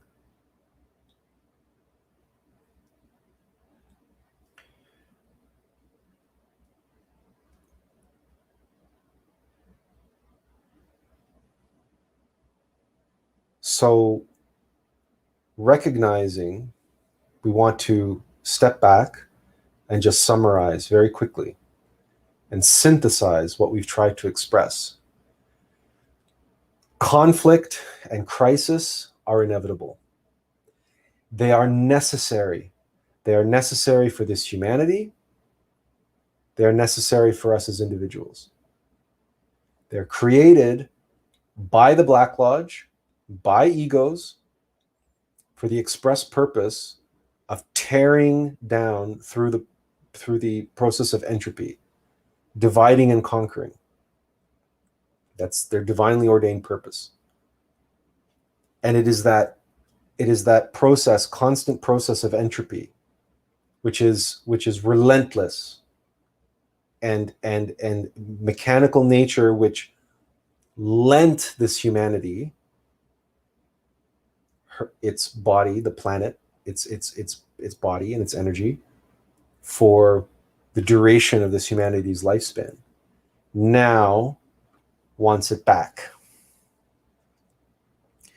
And part of that process includes taking back a certain number of hominids and putting them into the cycle of devolution. And if you want to read about that, we outline that in detail in our article on in Nowcast. Again, we go into greater detail about that. Well, you've probably seen this graphic. Let me make that bigger. You've probably seen this infographic, that the dividing and conquering of humanity, and explaining how mechanical nature is preparing this humanity for this dual process: one side destruction, the other side devolution, and so on and so forth. But all of that's in that Nowcast article in great detail if you want to read about that. So all of that is inevitable and it's necessary. And that chaos that's being bred there is what gives us the opportunity to shift. Remember the lighthouse. Remember the lighthouse keeper. Shift and focus the light from the lighthouse in the middle of the storm for the sake of the suffering ship captain, so that the ship doesn't sink. Because the storm wants to sink the ship, and the storm wants to take the captain down, because you know the expression, the captain goes down with the ship. But we don't want the captain to go down with the ship. We want the captain to shift to being the lighthouse keeper, so that even if the ship does go down in the storm, you're your lighthouse keeper. You're the keeper of the light. You're the keeper of the light. We don't want it, but whatever you do, don't fall into the trap and the darkness of, well, okay, I'm the keeper of the light, therefore I'm this and that and the other thing, and I'm my work is done. No. Don't fall into the trap that all those so-called light workers have fallen into. All those pathetic, misguided souls in the New Age who believe that their work is done because they call themselves light workers, or because they can work with Reiki energy, or because they take psychedelics, or because they know how to think positively, or because they know how to manifest their desires, or any of this nonsense.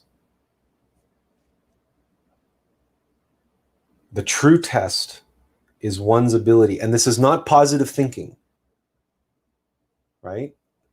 Because if you really feel into this whole positive thinking thing, you can feel the darkness in it. You can feel the dark energy. You can feel that it's all ego behind it.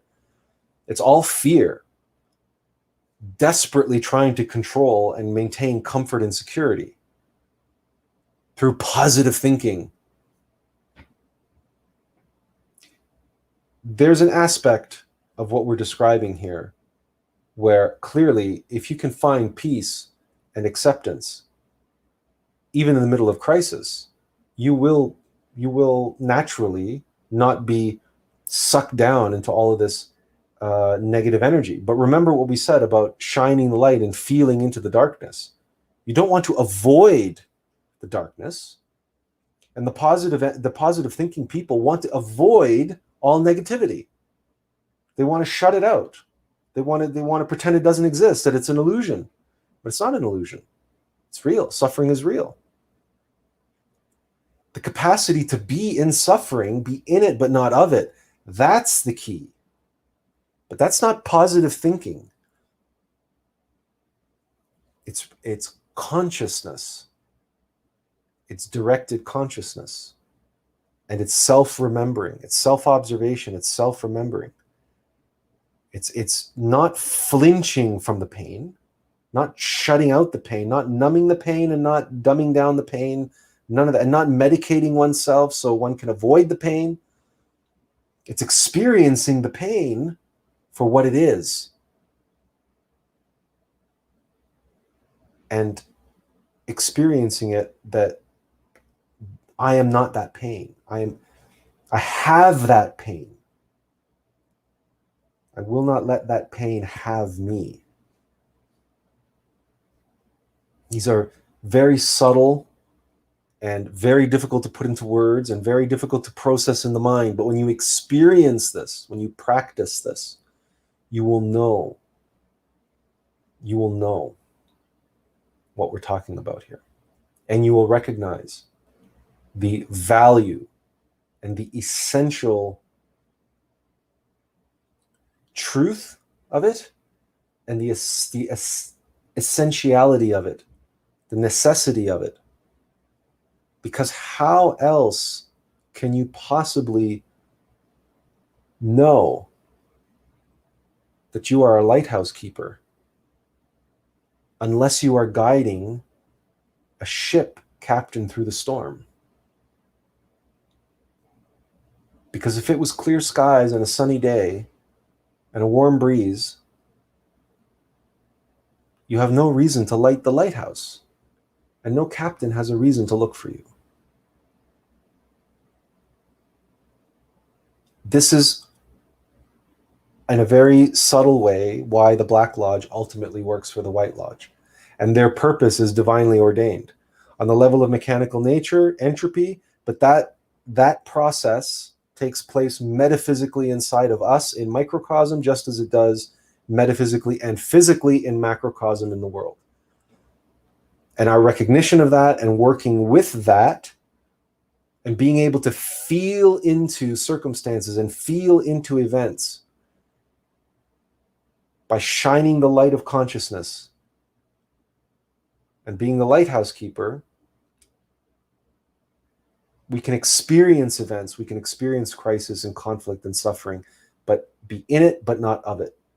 And in the process, we align ourselves, we become more and more and more keepers of the light, and we expand. And to the degree that we recognize the nature of the waves and the storm and the wind and the struggle and the conflict and the rocks that are there to cause our destruction, to sink our ship, to the degree that we become more and more aware and conscious of all of that, the less and less the danger exists. The danger is reduced. And our capacity, our iris for the capacity of consciousness grows and increases. And the amount of light that we can shine forth into the world increases. And we become that much more valuable to ourselves and the world.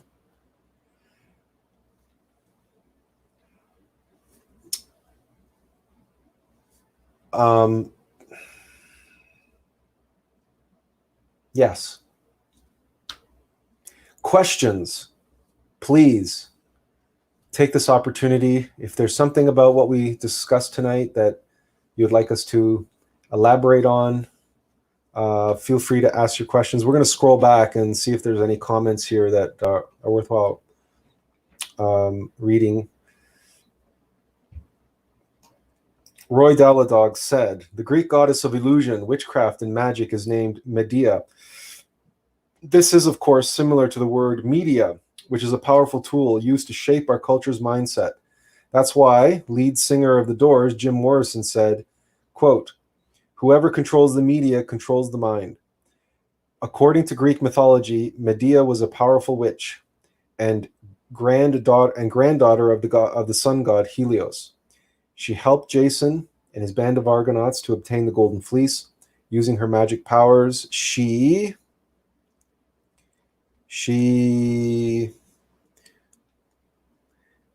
Sorry, Roy, that's where your comment was cut off. Let's see if you continued. No. But that's very true. And nowadays, the media does control the mind. I mean, people's minds are mediated in and of themselves, just inside, right? People's minds are mediated by their belief systems, by their upbringing, by philosophy, ideology, their desires. There's like mediation is just that go-between, right? So, and the media as we know it, well, I mean, like Jim Morrison's comment was apropos, especially to our conversation today, because we began at the beginning explaining how all this conflict and how the mainstream media, how it presents conflict with both sides in such a way that it wants to goad you into picking a side. It wants to suck you in and get you all caught up in whatever it's doing, and that is mind control. That's black magic. All mind control, psychological manipulation is black magic. It's just that, you know, in the secular 20th century, they had to come up with terminology that wouldn't, you know, that doesn't freak people out, or that doesn't invoke images of the Middle Ages or what have you. So the secularization of all of this stuff has meant that black magic is right there in front of all of our eyes, but it's hidden. It's hidden in plain sight. And the media is that, the mind control in advertising, all the sexual. Why do they sell everything with sex? Again, it's black magic. Because lust is the harlot of Babylon. She's the mother of all egos. It's the most powerful of all egos.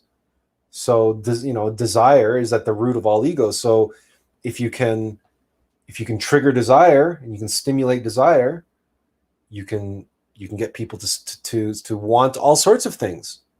If you can connect, you know, your shampoo with the desire for sex, if you can connect those two things, and all of a sudden people desire your shampoo like they desire the orgasm. That's mind control. That's black magic. And yes, that's a very, very powerful form of black magic. And that's why it's everywhere. And that's why the media is everywhere and everything is mediated. Does anybody have any more questions or comments or concerns? Our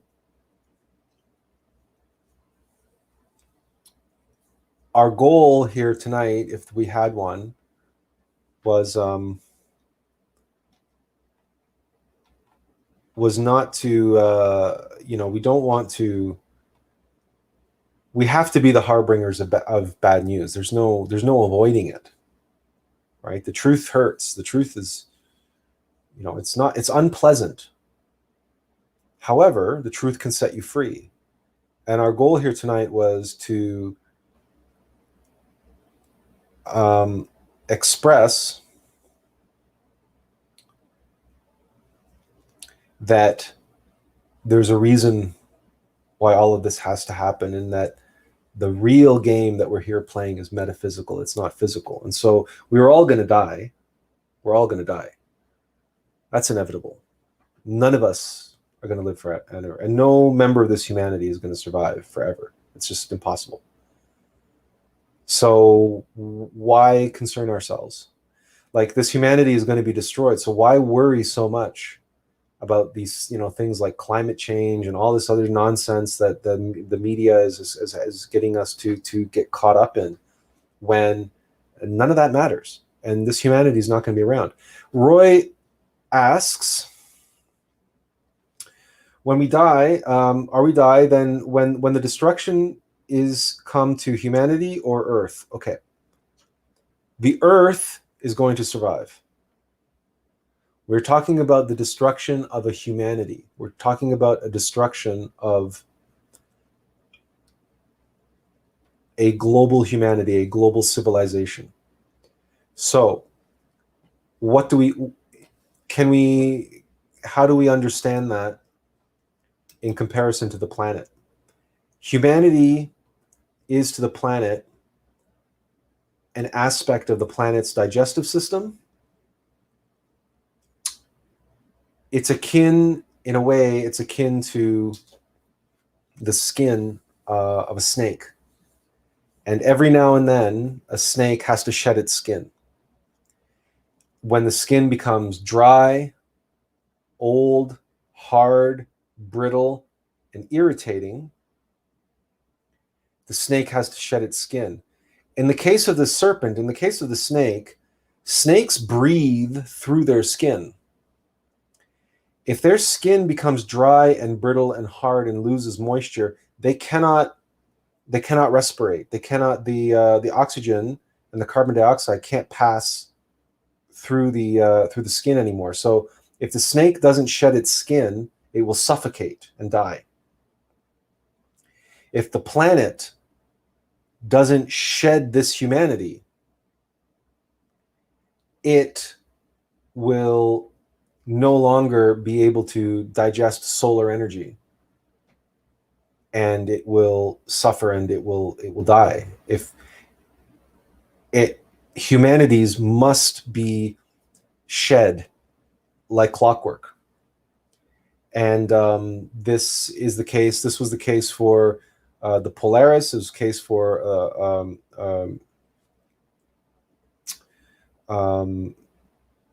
before us were the Atlanteans, the Lemurians. Before the Lemurians were the it's getting late. We're obviously getting tired. Our mind is beginning to go.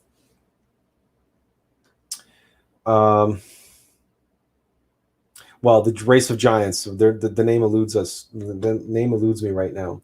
And then prior to the giants were the Polaris, the polar race.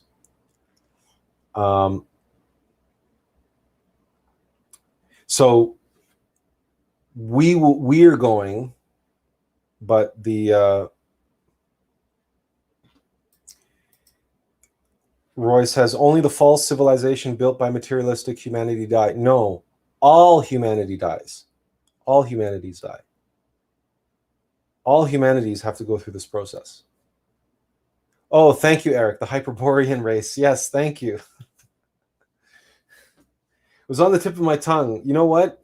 What came to mind was Hercobulus, but Hercobulus is a planet, which some people refer to it as Planet X. But the Hercobulus is the planet which comes around.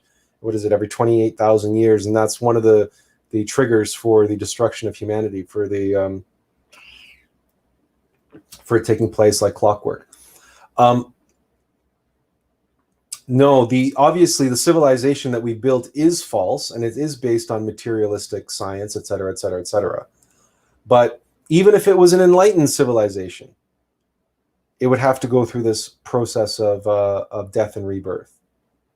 It's just on this level of mechanical nature, that's just what has to happen. Nothing lasts forever. Nothing can grow forever. Even eventually this planet will die. Eventually it will die.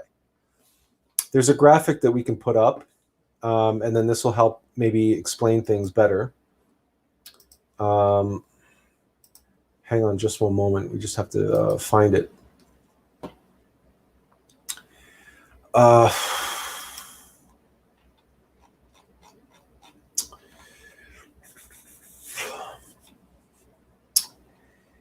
You can imagine after years, we've accumulated quite a number of visual aids. Yes, death and rebirth. Death and rebirth is on one coin. Yes, two sides of the same coin. We think we feel we expressed that in our talk, but that doesn't mean that death doesn't exist. Death is real, and just like a coin has two sides, that means it has it has heads and tails. The coin has two faces. They're different, but they exist. And a coin has to have two faces, else a coin couldn't exist. No coin can exist with only one side. How, it has to have another side. So the other side of death is birth, and the other side of birth is death. Here, this is what we wanted to show you. So let's pull this up. Actually, let's make it. I'll make it as big. We'll make it as big as we can. How's that? So this is showing our the 5 races. Here we have the polar race, the Hyperborean race, the Lemurian race, Atlantean race, and here's us, the Aryan race. After us will come the 6th root race. The information that we have on that race is that it will be known as the Koradi race. That's all we know. We don't know anything more than that. Well, that's all we know at the moment that we're prepared to share. But as you can see, that this round of 7 humanities takes place here on the physical plane, but that in the Mahamantara, the great cosmic day, there are 7 cycles of 7 humanities, and that here you can see how it descends from the mental, astral, ethereal to physical plane, and then returns back to the ethereal, the astral, and the mental plane, which means that in other planets throughout the cosmos, there are humanities that are existing only on the ethereal plane or only on the astral plane. But the humanities are there, but they're on the etheric plane or the astral plane or the mental plane. And they're playing out their dramas there. And if you have traveled on the astral plane or you traveled on the etheric plane, you know that these are planes of existence. They just have fewer rules than we have on the physical plane. So there are humanities, for example, on other planets in our solar system. It's just that those planets are much older, or they're much younger. They're going through different time periods in their cycle, and their humanities don't exist on the physical plane. So this is the case, for example, on Mars. So Mars are on the Mars is also the etheric or astral plane. We're not sure, to be honest with you. Astral for sure, because each plane is built on the foundations of the others. So even in this humanity and this planet at this time, for example, you can go to Tibet, and in Tibet you can go to the in the mountains of Tibet, in the astral plane, you can go to the Library of Atlantis, which still exists, but it's on the astral plane. So there is so much more present here and now on our planet that's on the etheric and the astral and the mental plane that we're not even aware of, because we're asleep and we're stuck on the physical plane. But planets exist and humanities exist on these different planes of reality, and the physical plane is only one of these planes. And then, of course, you have the supernal worlds beyond the mental plane, which is the causal plane, and the plane of Atziluth, which is the world of archetypes. And that, again, is in our comprehension, we're now dealing with masters and ascended masters when we talk about Atziluth. And then beyond the Atziluth is absolute. So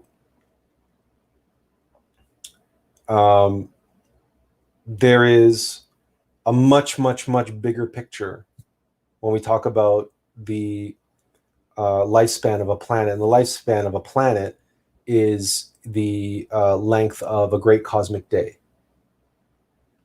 And then we have followed by the great cosmic night and the great accounting. And these are all, we don't, you know what, we leave this to Glorianne and other teachers and Master Samael's books and so on and so forth, because this is the type of information that, from our point of view, this is not need to know information. This is all fine. This is all wonderful if you want to study this and you want to know this, and that's great.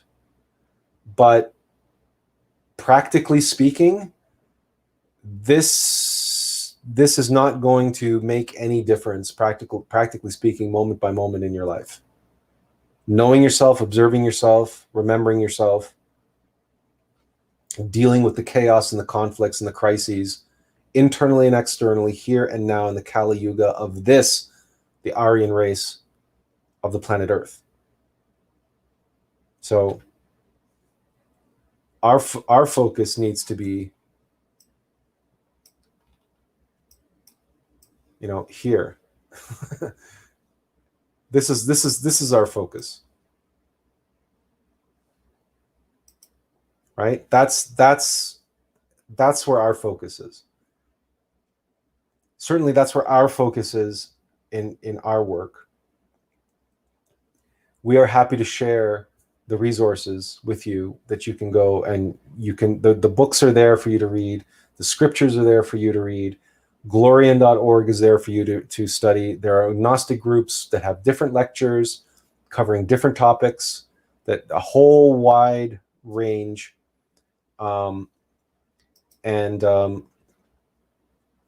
you are more than welcome to go and knock yourself out. But when it comes to the practical, down-to-earth, daily stuff that matters, that's going to make a difference in your journey, in your path, and which is, at this time, at this place, is to prepare yourself to become a seed for the next humanity, so that you will be here. You will earn the right to be one of the seeds that plants this humanity. And not only that, but guides and becomes a lighthouse for that humanity. That's, you know, it's fine if your goal is just to make it and just to be chosen as a seed for the next humanity, and that's great. But remember that the path of the Bodhisattva, the path that Christ and Buddha and all the great avatars and prophets and saints walked, was a path of suffering and sacrifice for others, suffering and sacrifice for humanity. Serving our innermost being, serving the light. But by extension, what is the nature of that light? That nature of that light is to guide the suffering boat captains through the storm and guide them through the dangers and be a source of light, of safety, of guidance for them, which is ultimately service to mankind. So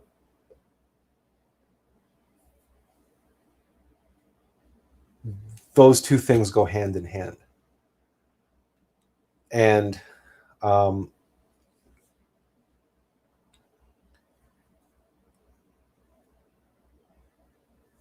your ability to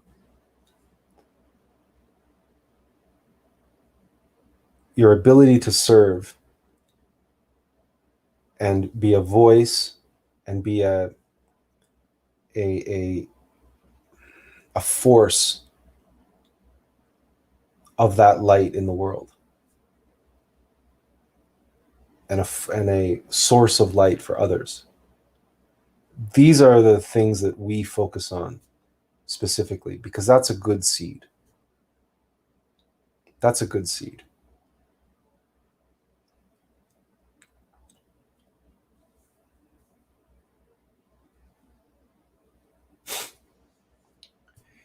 Any other questions or comments? Or